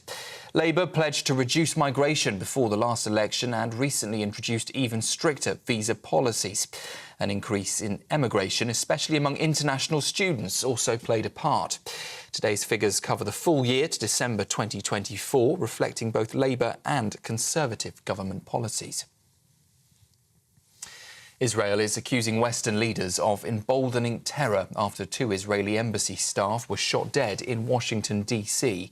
In a scathing statement, Israel says the UK, France and Canada have shown cowardice, claiming their stance on Gaza is, quote, paid for in Jewish blood. The young couple seemed to be engaged, were gunned down outside a humanitarian event, the suspect reportedly shouting, "Free Palestine." Police say 30-year-old Elias Rodriguez confessed and led officers to the weapon. World leaders have condemned the killings, with Foreign Secretary David Lammy calling it an appalling anti-Semitic crime. Exploring chemical castration to cut reoffending is worthwhile, according to former Justice Secretary David Gauke, who led a major review into sentencing and prisons. The plan could expand a small pilot already running in southwest England, alongside proposals to scrap most short jail terms and release some violent and sexual offenders earlier under strict conditions. The review warns overcrowding is a crisis point and recommends freeing up to 9,800 prison spaces. Probation services would get a £700 million boost and more powers to tag criminals in the community. But critics warn the plans risk public safety and stretch an already overwhelmed system. The government has been temporarily blocked from finalising its controversial Chagos Islands deal. In the early hours of this morning, a High Court judge granted the injunction, halting negotiations. It follows mounting legal pressure from exiled Chagosians and campaigners challenging the proposed transfer to a foreign government. Mr Justice Goose ruled the UK must not make any conclusive commitments while legal action is ongoing. That's after talks between the UK and Mauritius over the sovereignty of the archipelago have been ongoing since 2022. Government borrowing soared to £20.2 billion last month. That is the fourth highest April figure on record. It's £1 billion more than this time last year and well above forecasts, driven by rising public sector pay, benefits and pensions.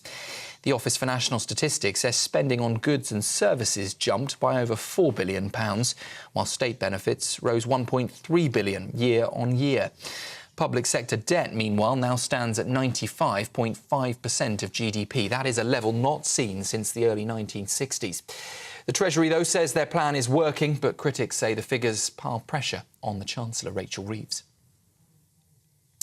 And a powerful 6.1 magnitude earthquake has struck off the coast of Crete, triggering a tsunami alert across parts of southern Europe. The tremor hit early this morning, waking residents and tourists as household items toppled and power lines started to sway. Locals described buildings shaking like mad for up to 30 seconds, but no major damage or injuries have been reported so far. That quake was felt as far as Turkey and Israel, with officials urging people in Greece, in Italy, France and in Portugal to follow local guidance. Experts, though, say the depth of the quake means there's no cause for alarm. That's it from me for now. I'll be back with you in around 30 minutes' time. Now, though, it's over to Andrew and Bev.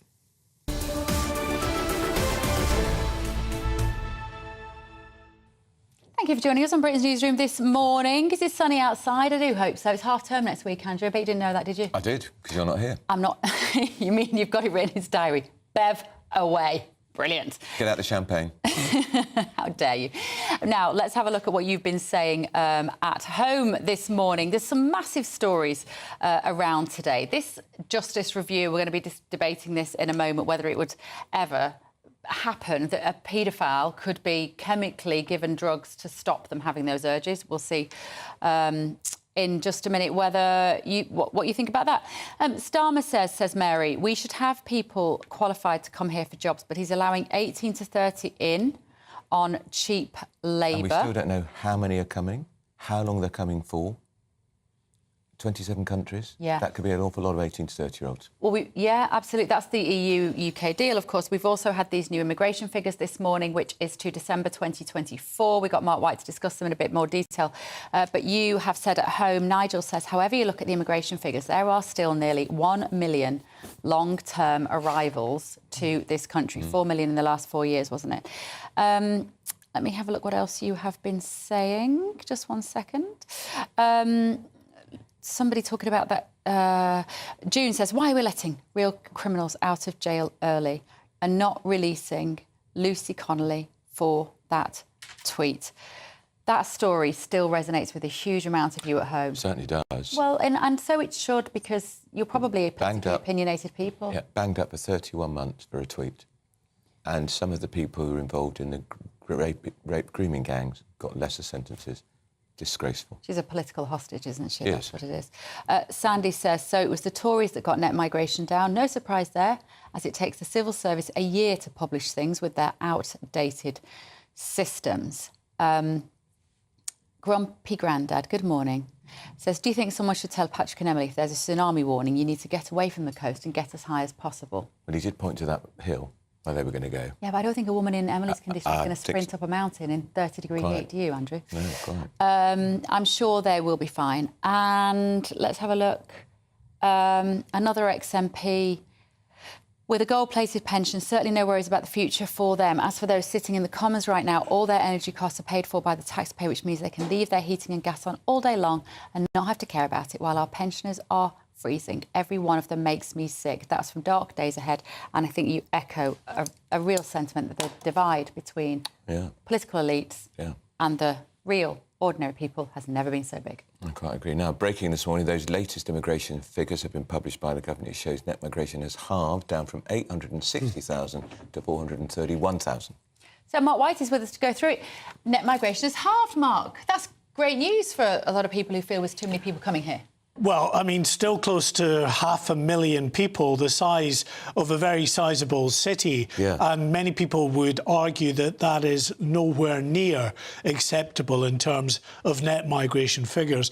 And the fact is, of course, this government, although Sir Keir Starmer will be mightily relieved that the figures are going down and going down quite substantially, they can take no credit for this. These are changes that were brought in under the previous Conservative government to tighten up the rules around student visas, bringing over family members, care workers, bringing over family members, salary thresholds and alike. So let's just drill down into the figures. The year ending December 2024, the net migration level was estimated at 431,000. And I say estimated because when we get the figures again in another 6 months' time, there will be a revision. There always is, and it's a revision that's usually upwards because we know this because we can look at the previous net migration figure, which was 728,000 for the year to June last year. That's now been revised upwards to 860,000, so more than 130,000. How did you get it so upward wrong?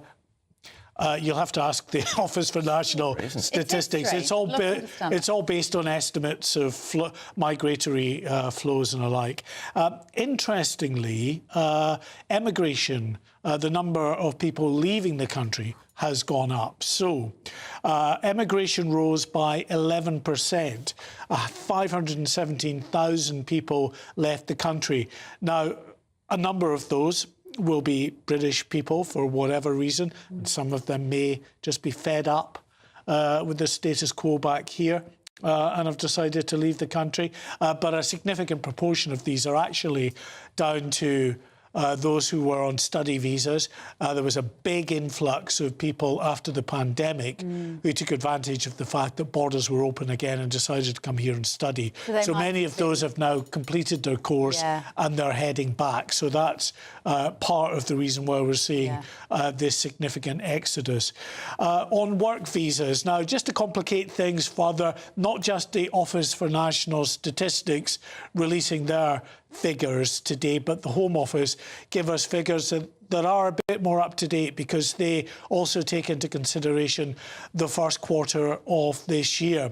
And they show, as far as work visas are concerned, that 192,000 work visas across all categories were issued in the year to March 2024, or March this year, I should say. That's 39% fewer than the previous year to March 2024. 23,000 of those visas were for care workers. That is down, and that is, again, because of Conservative policy that was introduced, meaning that care workers had to be on a higher salary threshold, and they couldn't, for the most part, take family members across with them as well. Student visas, they're down 403,000, still a hell of a lot, of study visas were granted in March to this year. That's 10% fewer than the previous year.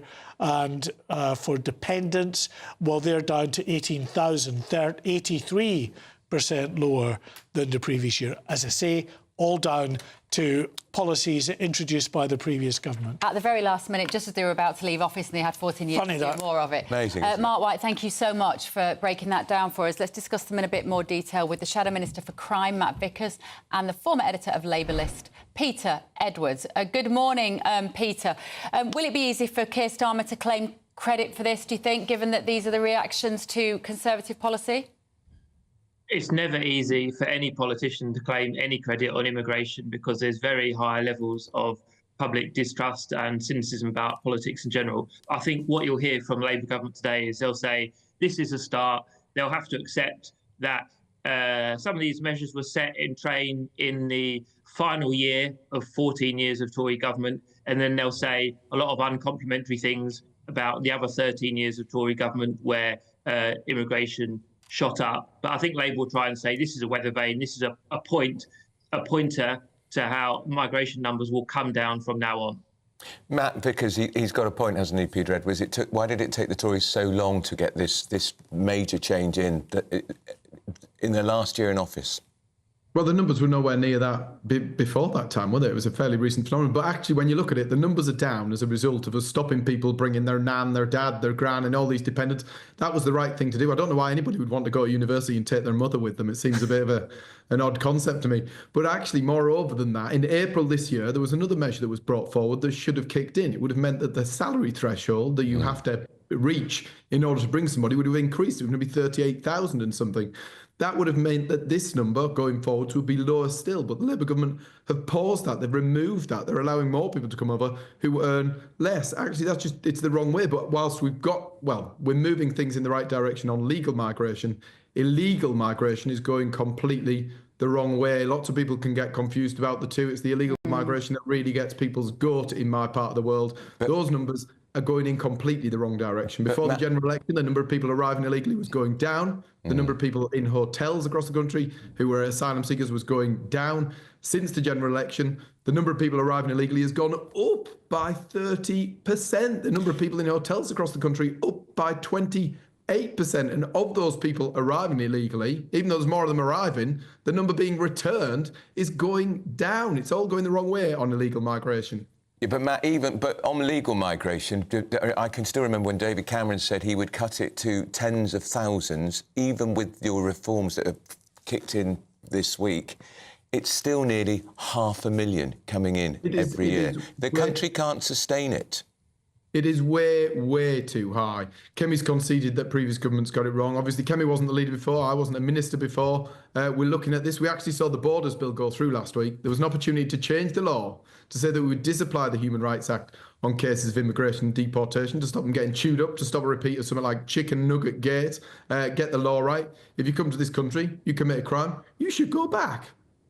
Well, talking of crime, Peter, can we just ask you about this report as well, these recommendations to the government, that people will be let out earlier, not even having the 1-year sentences, which ditch that maybe completely, and paedophiles to be effectively given drugs to stop their sexual urges. Are we going to see any of this happen, and would it be a vote winner for Labour? So on chemical castration, I've no idea because I've not read up on that, and it's such a sensitive subject. On prison numbers more broadly, there's a bit of an echo of the previous conversation we had about migration numbers, in the sense of the red team will throw a lot of mud at the blue team. The blue team will throw a lot of mud at the red team, Labour, and say Labour have managed to ruin everything. There's a ruder word, but stuff up everything within 9 months. I think both of those positions are a bit over the top. Anyone sensible knows that the immigration system was a little bit chaotic for a decade or so, and it takes a long time to turn it around. I think anyone sensible knows that the prisons are overcrowded. The Tories didn't, I think they built, it was either fewer than 5 or 0 prisons in their time in office. I need to double check. The general population and the prison population rose during that period. So obviously, a bit like hospital waiting lists, and I'm not comparing patients to criminals, by the way, but when you have demand for something building up and the state isn't supplying enough, that's a problem that's a decade in the making, and prison overcrowding is part of that, I'm afraid. Matt, I don't understand why the Tories didn't a very sensible reform, which would have been really popular. Why do we have nearly 11,000 foreign prisoners in our jails? Isn't that the easiest way to solve the crisis, which means we then won't have to let violent men and violent sex offenders out of prison too early? So the reason our prison estate is under huge pressure is because of 2 big decisions that the last government made. I actually agree with them on. One is that during the pandemic, we didn't release everybody early, we didn't let people off. And the other thing is that we toughened up sentences. We decided that people should go to prison for longer. And I think that was the right thing to do. It's meant that there's a huge pressure on our prison places. But actually, we initiated the biggest prison building programme since the Victorian age. It's 6 in trade, 2 were built. One's opened its doors this year. The others are in trade. It's happening. Matt, but with everything in government, it takes way too long. The reality is, I think you're right. There's a choice now. Government is about choices. So we can start. You can always look back at what happened before and blame somebody else. But there's a choice today. Well, it happened last week, actually. You can either let these people out early as they are, which is ridiculous, actually. Ridiculous. They're not going to let people have sentences under 12 months. Those people are going to be out on the streets. We're then going to allow people to leave after a third of the sentence. But the other problem is the way that you administer it, because we've already seen 16,000 people released early by this Labour government. They told us they were going to tag them. They forgot to put the tags on a few of them. They even released some of the wrong people. They let the wrong people back out onto the streets. But there's a real choice now. You either start deporting people, and there was a bill last week that would have allowed it to happen. We put forward an amendment that said you should A, remove people when they first commit a crime, and B, you should disapply the Human Rights Act. We shouldn't have any more chicken nugget gates and courts getting caught up with everything and slowing everything down and preventing it. We should get on with the job. Remove these people, or you can let them out early. That's the choice. There's only one popular judge today, and it's the guy who's overruled on the Chagos stuff. The rest of the judges are getting a really bad brand on what the decisions that are being made on this front. What do you make of the Peter Edwards, the Chagos decision? Pretty embarrassing for the government. On the 11th hour, literally, it's blocked. Yeah, I think it is embarrassing, and it may turn out to be a good thing because there was massive public scepticism for those who took an interest in the Chagos deal. I defer to others on the numbers around it, but we did essentially give up our rights, and the fear was that the island would become indirectly within the ambit of states like China that are not a friend of the UK. Keir Starmer's lawyer, obviously the Labour government is going to follow the law. What I would say, though, coming back to the other topics we've talked about is, and I've knocked on a lot of doorsteps, thousands of doorsteps over the years, the Chagos Islands has never, ever come up. Even in what you might jokingly call the falafel-eating parts of North London I've campaigned in, it's the basic things of immigration, school places, GP waiting times, and so on and so on. And while I don't want to be too particular about everything, you asked Matt a very serious question about prison numbers and infrastructure, and he ended up talking about chicken nuggets and trying to bury the fact that the Tories built 2 prisons. I think we've got to accept, left or right, that Britain has colossal social problems. It doesn't build enough stuff, whether that's roads, or rail stations or prisons. And we need to talk about this like grown-ups and not talk about chicken nuggets. OK, all right. Are we going to the live? Yeah, we've got to go to court. Thanks for joining us both. That's Matt Vickers. Yes. I like him. He's a good guy. Yeah, and Peter Edwards, friend of the channel, of course. I like him too. Don't worry, Peter. But I've not seen a lot of Matt Vickers. I like the cut of his jib, actually. He tells it as it is. Right, we're going to go live. He's one of the only tourists to hold their seat in the Red Wall. Yeah, I know. We'll go from in the northeast. He's in Stockton. Now we're going to go live to the High Court, where the Chagos Islands decision is being blocked. We're joined by protester Lizette Talat. Good morning, Lizette. Now tell us why you are there protesting. Pejor kung haki fia ula premier d'abord. Ula parce que mon vin mo self determination. C'est pas d'accord quand même, pas d'accord qui va dire anglais pour mon pays de l'île Maurice. Okay, so I'm here today to fight for my right, and I don't want that that Mauritius take over my island, which is Chagos Island, Diego Garcia. And why is she why is she opposed to the deal? Why does she not want Mauritius to take over the Chagos Islands? Ok. Qui fait on parler qui Maurice prend Chagos? Parce que Maurice, il fait mon grand du monde, mon maman, il fait toute la famille misère jusqu'à aujourd'hui. Jusqu'à mon maman, mon maman, il gagne rien Maurice. Okay, because Mauritius, because my grandparents, my parents, they suffer a lot, and then they die and didn't even see the island. Gosh, it's So fascinating. that's why we are here today, to fight for our self-determination. OK, thank you so much. That was Lizette Talat outside the High Court. Okay. People feel really strongly about that. They This do. is the thing with this issue. People keep saying the Chagosian people themselves are not being consulted. Clearly. And Mauritius is about 2,000 kilometres, I know that is in miles, from the Chagos Islands. Yeah. And it has no historic connection to it. It's the most extraordinary deal. Why Starmer did it, I don't know. I have to say, it started under the Tories, for God's sake. Now... She does that all the time, isn't she? No, right, listen, I've not completely lost my mind.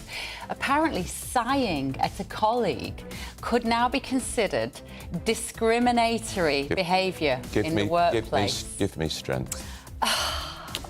Do a lot of it. We'll discuss that in just a minute. Go on, you can sigh, Andrew. Honestly. He does it very well. This is Britain's Newsroom on GB News.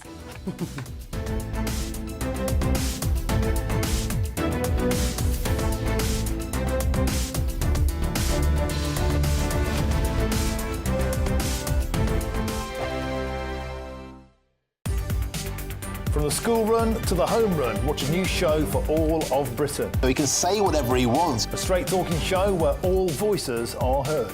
And, you know, when are we going to stop talking about smashing the gangs and actually do it? With the stories that matter from every part of our country. There's a bit of a crash landing there for your Chancellor. Bold, fearless and standing up for you. That's me, Martin Daubney, 3 p.m. till 6 p.m, weekdays, here only on GB News. The People's Channel, Britain's news channel. This is GB News, Britain's news channel. Now, controversial classroom materials promoted in schools suggest Stonehenge was built by Black Britons and that Roman Emperor Nero wed a trans woman. This is according to a leading education think tank. Meanwhile, iconic British military triumphs like, I don't know, Waterloo and Trafalgar are being sidelined. This comes as research shows fewer than 1 in 10 schools cover them in the curriculum. Joining me now is the wonderful Bobby Seagull, a fellow West Ham sufferer and always a joy to chat to him. Bobby, lovely to see you this afternoon. However, this story is worrying me slightly. What do you make of it? There's established fact, and then there's history that's outside the bounds of what most normal people deem as convention or established fact. And that's where we've got to be careful. Dates like 1066, Battle of Hastings, 1215, Magna Carta, 1455, the War of the Roses. These are established facts that children should learn. Other things, again, my family wouldn't be here if it wasn't for the British Empire. So my parents from Kerala in South India, they moved to Britain in the late 70s. So I'm a child of empire, as it were. So I think it's making sure that we teach all children all the key dates in British history and what it means, but also, I think, sensitively, the context of Britain in terms of empire, migration, social change, because we are a diverse country, but I think it's like being careful not to teach contentious, disputed history as established fact. That's where I think we overstep the mark. So why is this being included in so many schools? I mean, I was astonished the other day when we had the VE Day memorial to hear a mum phone up a radio show and say, my child hasn't been taught anything about it. I mean, that's sad. GB News, the People's Channel.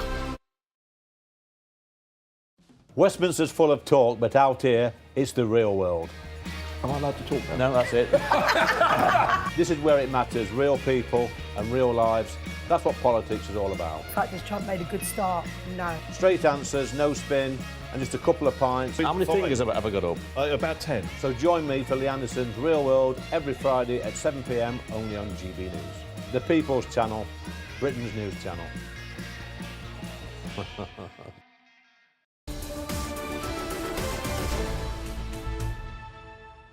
Flotilla. We should do the flotilla.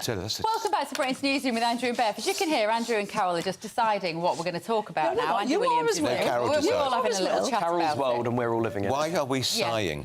This is a great story today. So this is a bloke who he's called Robert Watson, and he was working for a tech company called Roke Manor Research, and he was always late, and he wasn't paying attention at work, and the boss was a bit fed up with it. So the boss would do what was being called at the tribunal exasperated exhales. Now, we've all done it, haven't we? Oh, almost minute by minute. Minute by minute. So Robert Watson decided he wasn't having this, and he took them to a tribunal. Unbelievable. And the shocking thing, he's also been, in the meantime, been diagnosed with how do you say? ADHD. Another one. He's been, exactly another one. He's been diagnosed with that. So now this company, the tribunal have ruled in his favour and said that his bosses shouldn't be doing exasperated sighs around him. Because it's discrimination. And it's discrimination. So he's in for compo. So where does this leave bosses? I'm going to go to a tribunal because she sighs all the time. Well, I suspect she has as much reason as Robert Watson's boss. I'm very sensitive. Oh, yeah, you're about as sensitive as a flying brick. So anyway, this guy's in line for a big compo payment. Extraordinary. My feeling on this, if you can't do a job, don't apply for it. Because he said that the sigh made him feel anxious and pressurised. I mean, he should try coming and doing a bit of live television like you do. I guess the argument being ADHD will make him time blind. If he genuinely has ADHD, and they should be making concessions for him not being able to be aware of his time. Maybe, but some, the reality is that most jobs, and particularly the further you go up the ladder, yes, they are highly pressurised, and yes, you come into conflict with people if you want to get stuff done. I mean, that's just the way. I run a team of people, and it's not easy. Do you sigh in exasperation? I may well have done before. I try not to. I think I'm quite a nice boss, but no, you have to. They may see you. No, well, I mean, I work with a nice team, but that's the problem, isn't it? That's the problem, because bosses now have to run a business and they have to run it efficiently. And if someone isn't doing their job efficiently, what does the boss do? Well, I guess, yeah. Well, I had bosses just would shout and holler at me. Well, me too, completely, or still do. Yeah. Yeah, and what I would say is I do think it's a good thing that kind of behaviour in the workplace has pretty much, with a few exceptions, that's kind of gone. I think that's a bygone era, the kind of shouting and ranting and raving and the Gordon Brown style of throwing phones at people. You say that, but it is interesting that people of an older generation have a totally different work ethic to people of, say, the current generation, in that we do the job and we do it properly. Whereas now, I'm not sure, because there were consequences in those days if you didn't do your job properly. Now there aren't. Now you get compensation. I think there's something in that, and I do think that particularly with Gen Z and people whose career started during the pandemic, I do think there's a notable shift in the way they view the world and the way they do certain things, and that sense of obligation maybe isn't there in the way it once was. Tell us about the Armada. Oh, wow, this is this flotilla of ships. Okay. I've lost me things on it. Hold on. Dunkirk. Yes, Dunkirk. This was a flotilla of ships that was in the Channel yesterday to celebrate the rescue of the people in Dunkirk. So 85th anniversary. There were 66 boats in this flotilla, and they were going on. Lots of friends and relatives and families of people who had been involved in it. And they were told at one point in the journey, because they were on their way to Northern France from Ramsgate that set off, they were told on the journey they had to make way for a boat full of illegal migrants. So they had to give 1 nautical mile space, and they were told by Border Force and the French authorities to do this. They had to shove off out of the way for some people who are breaking the law. For some people who are breaking the law to get into this country. It's just outrageous. It is beyond shocking. And, you know, a lot of the families are absolutely furious, and quite rightly so. I mean, they're basically saying, you know, we were celebrating sacrifice and courage, and we're being shoved to one side for these people who... They shouldn't have done it. They should have ignored it. Well, they should have ignored the edict. It's very difficult. I mean, it's how bad this looks. The symbolism of it is The symbolism is, that's the problem, isn't it? It feels like an incident that kind of sums up everything thinks about the way the country's working. It's about our history and our values, and it's like they don't mean anything. I mean, they've made wonderful films about Dunkirk. Yeah. I mean, we rescued over 300,000 servicemen and women off those beaches. And this is to celebrate that and to honour the people who did that, and made more poignant by that it's families and friends of the people who did that. And they're being told to shove off out the way because they're not important, because of a boat full of illegal migrants. You know, it is difficult, as Bev says, because, you know, what happens, you know, if it had carried on, some of them would have died. Yeah. And you ask the question, is that our responsibility? Is it not? Sorry to interrupt you, Carol. We've got to go now live. The Justice Secretary, Shabana Mahmood, is making a statement at the House of Commons following this newly published independent sentencing review. Here she is. Let's have a listen in. The reasons are clear. The last government added just 500 places to our prison estate, while at the same time sentence lengths rose. And as a result, the prison population is now rising by 3,000 each year. And we are heading back towards zero capacity. It now falls to this government to end this cycle of crisis. That starts by building prisons. Since taking office, we have opened 2,400 places. Last week, I announced an additional £4.7 billion for prison building, putting us on track to hit 14,000 by 2031, the largest expansion since the Victorian era. This investment is necessary, Mr. Speaker, but not sufficient. We cannot build our way out of this crisis.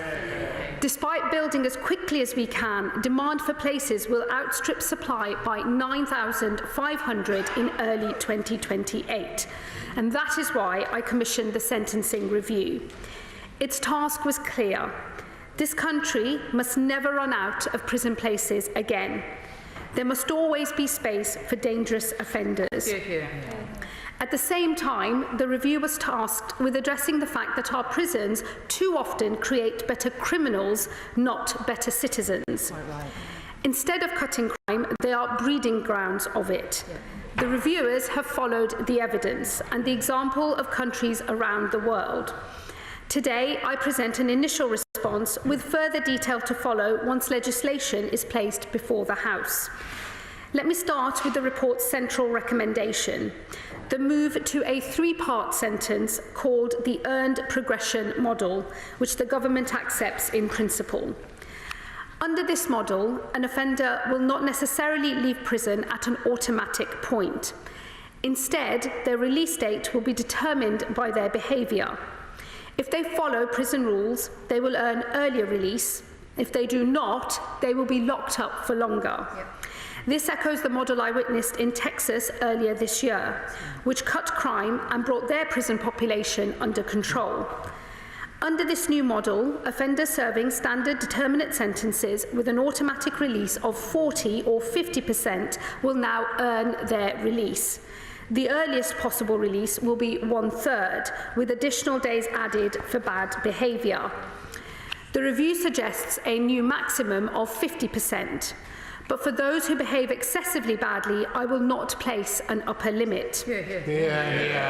For those currently serving standard determinate sentences with an automatic release point of 67%, their earliest possible release will be 50%. And again, for those who behave excessively badly, I will not place an upper limit. David Gauke also suggests those serving extended determinate sentences should also earn an earlier release. This we will not accept. Judges give extended sentences to those they consider dangerous, with no parole board hearing until 2/3 of time served, and I will not change that. I can also confirm no sentences being served for terror offences will be eligible for earlier release from prison.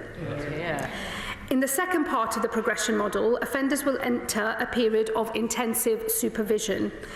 This will see more offenders tagged and close management from probation. The government will therefore significantly increase its funding. By the final year of the spending review period, an annual £1.6 billion will rise by up to £700 million, allowing us to tag and monitor tens of thousands more offenders. If offenders do not comply with the conditions of their release, the sentencing review has suggested that recall to prison should be capped at 56 days. We have agreed to this policy in principle, though the precise details will be placed before the House when we legislate. In the final stage of the three-part sentence, offenders could still be recalled if a new offence is committed, and I will also ensure that the most serious offenders continue to be subject to strict conditions. The review also recommends a reduction in short prison sentences. A compelling case for doing so has been proposed in this House many times.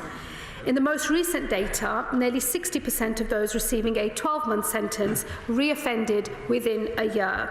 With reoffending rates for community punishment consistently lower, we must ask ourselves whether alternative forms of punishment would make the public safer. It is important, however, to note that the review recommends a reduction in short sentences, not abolition. It is right that judges retain the discretion to hand them down in exceptional circumstances. In considering exceptional circumstances, we will continue to ensure courts have access to thorough risk assessments for domestic abuse and stalking cases, and breaches of protective orders linked to violence against women and girls will be excluded. The review also recommends an extension of suspended sentences from 2 to 3 years. In this period, the prospect of prison time hangs over an offender should they break any conditions imposed upon them, and we accept the recommendation. The recommendation set out above will see more community punishment, Mr. Speaker, and for that reason, it is essential that it works. The review recommends a series of measures to make community punishment tougher and to force offenders to pay back to those they have harmed. We will consider new financial penalties, which could see offenders' assets seized, even if they are not knowingly linked to crime, and expanded use of punishments like travel and driving bans, which would curtail offenders' liberty. We accept a recommendation to expand intensive supervision courts. These impose tough conditions, including treatment requirements that tackle the root causes of prolific offending. Offenders are brought before a judge regularly to monitor compliance, and the prospect of prison hangs over them like a sword of Damocles. But I believe community punishment must be tougher still. Unpaid work must pay back. So I will shortly bring together business leaders to explore a model where offenders work for them with a salary paid not to the offender but made for the good of victims. I will also work with local authorities to determine how unpaid work teams could give back to their communities, be that filling potholes or cleaning rubbish. Mr. Speaker, I also invited David Gauke to consider cohorts of offenders this government believes require particular focus. I welcome his recommendations on female offenders. Approximately 2/3 of these receive short sentences, around the same number of victims of domestic abusers. And I am pleased to say the review's recommendation on short, deferred and suspended sentences will reduce the number of women in prison. I also asked David Gauke to consider how we tackle foreign national offenders. Today, our deportation rate is ahead of the last government. I welcome the recommendations to make it quicker and easier to deport foreign criminals. Under the existing scheme, they are sent back to their country of origin after serving 15% of the custodial sentence. We will bring this down to 30%. We will also conduct further work with the Home Office on how we can deport foreign prisoners serving less than 3 years as soon as possible after their sentencing. I also asked the review to consider how we manage sex offenders. The review has recommended we continue a pilot of so-called medication to manage problematic sexual arousal. I will go further, with a national rollout beginning in 2 regions covering 20 prisons, and I am exploring whether mandating the approach is possible. Of course, it is vital that this approach is taken alongside psychological interventions that target other causes of offending, like asserting power and control. Mr. Speaker, when discussing sentencing, it is too easy to focus on how we punish offenders when we should talk more about victims. Everything I'm announcing today is in pursuit of a justice system that serves victims. If our prisons collapse, it is victims who pay the price. And by cutting reoffending, we will have fewer victims in future. Absolutely. But there is also more we must do to support victims today. The review recommends a number of important measures, including better identifying domestic abusers at sentencing so that we can monitor and manage them more effectively. And I would like to pay tribute to those who have campaigned on this, particularly the Honourable Member for Eastbourne. I also welcome the recommendation to expand the use of domestic abuse specialist courts, where trained staff support victims. To improve transparency in the system, we will extend a pilot of free sentencing transcripts for victims of rape and serious sexual offences. But I also want to go further than the review recommends to better support victims. Exclusion zones are an important tool preventing offenders from entering areas that their victims might be. But these place greater limits on victims than they do offenders. And I want to change this, locking offenders down to specific locations so victims know they are safe wherever else they want to go. Mr. Speaker, this review sets out major reform. I know its recommendations will not be welcomed by all. By appointing David Gauke, a former Conservative Lord Chancellor, I hope to show that 2 politicians from different traditions can agree on the reform our justice system requires. I don't expect those opposite to join with me to solve this crisis. In fact, I can hear their sound bites already. Just build faster, they will say. Well, we're building faster than them. We have already added 2,400 places and are now investing £4.7 billion more. Just deport more foreign criminals, they will say. Well, we're ahead of where they were, and today we have accepted major reform to go further and faster. Outperforming it. Clear the court's backlog, they will say, despite having created it themselves. Well, we're investing more in our courts than they ever did, and we are ready to embrace once-in-a-generation reform to deliver swifter justice for victims. Record failure against record. While we are doing more on each of these than they ever did, these are not solutions that rise to the scale of the crisis that they left behind. We must build prisons on a historic scale, deport foreign national offenders faster than ever, and speed up our courts. And yet still, despite all that, we must reform sentencing too.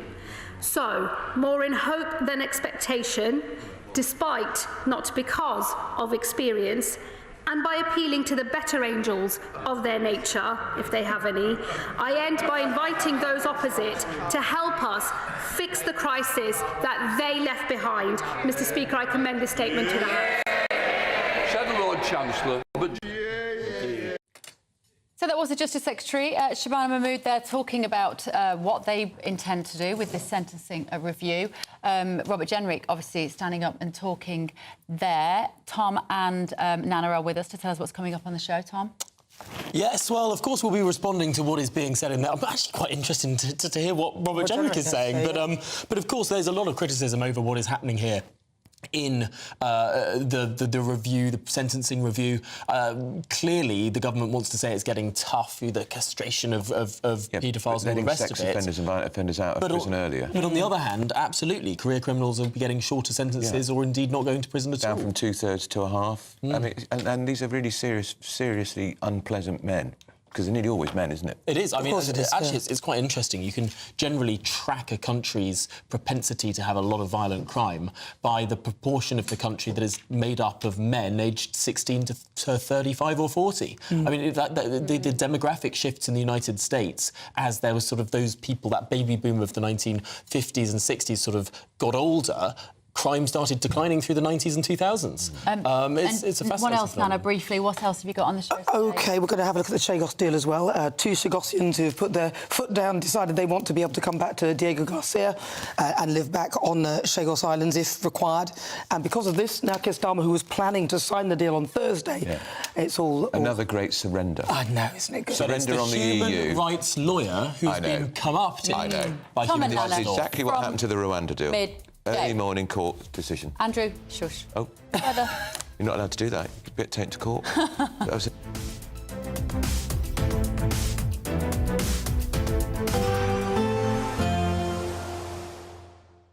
You're looking happy. Well, the forecast looks good. So you've sorted the travel insurance then? All Clear Travel Insurance sponsors GB News Travel Destinations Forecast. Unsettled across the south and southeast of Europe, some ongoing heavy thundery showers, but otherwise elsewhere it's mostly fine, particularly across Madeira and Tenerife. Most of Portugal seeing plenty of sunshine. Across the southeast of Spain, though, more cloud, potentially some showers here, but it's really across northern parts of Italy, anywhere across the Adriatic coastline that could see these heavy, possibly thundery showers. Greece should be mostly settled, and elsewhere from Sunday there's still plenty of sunshine and temperatures widely in the mid to low 20s. All Clear Travel Insurance sponsors GB News Travel Destinations Forecast. Exciting news. Every Friday, my Patrick Christie's Tonight Show is going to have a twist to it. We're welcoming some special guests. You. That's right, on Fridays I'm going to be doing my show in front of a live studio audience because this show is about you and what you have to say. It's going to be the same big debates, same big topics, same big opinions. But every Friday night at 9 p.m, you are invited to come on down to Patrick Christie's Tonight to be a part of the action. Only on GB News, the People's Channel, Britain's news channel. I'm Christopher Hope. From pop stars to politicians, I'll interview anybody in a pub who's got a political opinion. Join me every Friday on Spotify, Apple Podcasts, YouTube or gbnews.com, or wherever you get your podcasts. This is GB News, the People's Channel. Good Afternoon Britain isn't just about us. The wonderful thing about this programme is it's about everyone watching. It's an interactive programme. Well, there absolutely is something to see here, and we're going to be talking about it more. Whether it's breaking royal news, please bring us up to date, or indeed a particularly punchy speech in the House of Commons. Very, very curious. We bring it to you live, and then we bring you live reaction as well. That's Good Afternoon Britain, weekdays from midday. Only on GB News, the People's Channel, Britain's news channel. Mornings don't have to be tiresome, especially if you have the right company. Wake up to news as it happens, opinion and debate, and of course, a little bit of entertainment too. Because when the kettle's on, we're on. That's Breakfast on GB News, a show worth waking up for. Every morning from 6 a.m. Only on the People's Channel, Britain's news channel. We'll spread the news, you spread the word. Join me, Nana Akwe, for an informative, interactive news programme with a difference. It's fun. No, he didn't say that, though. I'm so surprised. I think there's an element of truth to that. Join me from 3 p.m. every weekend, only on GB News, Britain's news channel. From the school run to the home run, watch a new show for all of Britain. He can say whatever he wants. A straight-talking show where all voices are heard. And, you know, when are we going to stop talking about smashing the gangs and actually do it? With the stories that matter from every part of our country. There's a bit of a crash landing there for your Chancellor. Bold, fearless and standing up for you. That's me, Martin Daubney, 3 p.m. till 6 p.m, weekdays, here only on GB News. The People's Channel, Britain's news channel. We're proud to be GB News, the People's Channel. And as you know, we always love to hear your views. Now, there's a new way of getting in touch with us at gbnews.com/your say. By commenting, you can be part of a live conversation and join our GB News community. You can even talk to me, Bev Turner, or any of the members of the GB News family.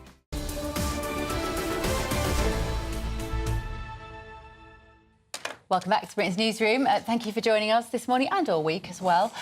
We are going to go back now. We went to Tom and Nana just then when speaking in the House was Robert Jenrick. Let's have a listen to what he had to say.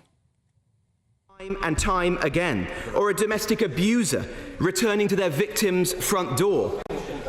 Can I just say, out from that, I don't think it's the language we should be using. I'm sure the Secretary would like to reflect on that. Of course, Mr. Speaker, the Ministry of Justice's own pilot scheme found 71% of tagged offenders breached their curfew. When it comes to stopping reoffending, tags are about as useful as smoke alarms are at putting out bonfires. What is the Justice Secretary going to say when she meets the victims of offenders that she let off? How is she going to look them in the eye and say with a straight face, I'm sorry? We're looking into how this criminal escaped from their digital prison cell. Mr. Speaker, her reforms are a recipe for carnage. I urge the Justice Secretary to change course, to make different choices. Yes, choices.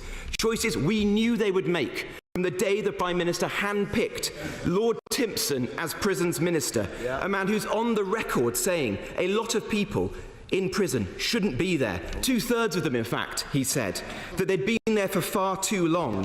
The Labour Party are clearly ideologically opposed to prison, which is why they're letting criminals off with a get-out-of-jail-free card, rather than deporting the 10,800 foreign national offenders in our prisons. 1 in every 8 CELT, and it's rising under her watch. Is she's actually serious about keeping violence... Right, there will be a lot more to reflect on this afternoon. A big, busy morning here in Britain's Newsroom. It has been... You will be here next week. I'm off for half-term. Have a lovely week. And it's Bank Holiday Monday, so enjoy the Bank Holiday too. But stay tuned to GB News, because we'll all be here. Well, you won't be. Well, do stay with us for Good Afternoon Britain, where we'll look more at that sentencing review. Is it getting tough on criminals? Or, as Robert Jenrick is saying, actually, is it more early releases for career criminals, less prison sentencing? And could 2 Chagossians be the ink in the ointment that stops the Chagos deal? Sir Keir Starmer was supposed to be signing it on Thursday, but it looks like that's going to be on hold. Loads more here on GB News. Absolutely. Do stay with us as we bring you a further exclusive on the ongoing grooming gang scandal too. All to come after the weather.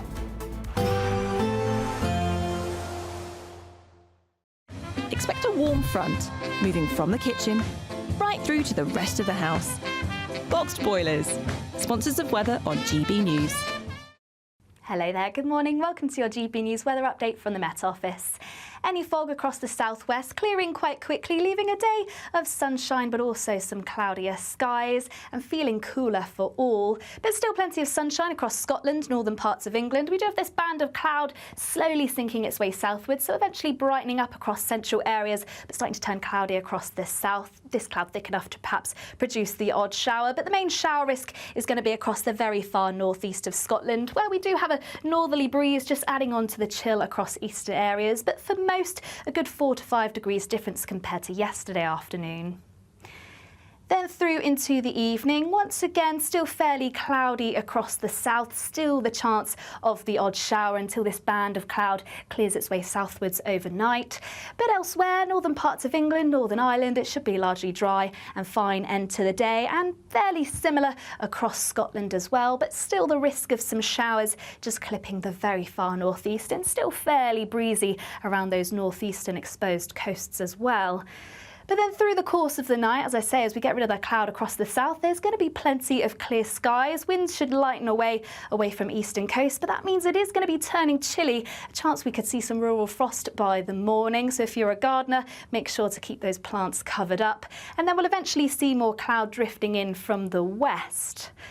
So it is going to be a mostly chilly start to finish off the week, but once again, it should be mostly dry. Probably a bit more sunshine around, particularly for central and southern parts, though still the risk of the odd shower clipping the very far northeast. But we'll see cloud thickening up from the west, eventually some outbreaks of rain moving into parts of Northern Ireland, the very far west of Scotland. And that's a sign for things to come as we head towards the bank holiday weekend. But a warmer day for many, highs of around 21 degrees Celsius. That's it from me. Bye-bye.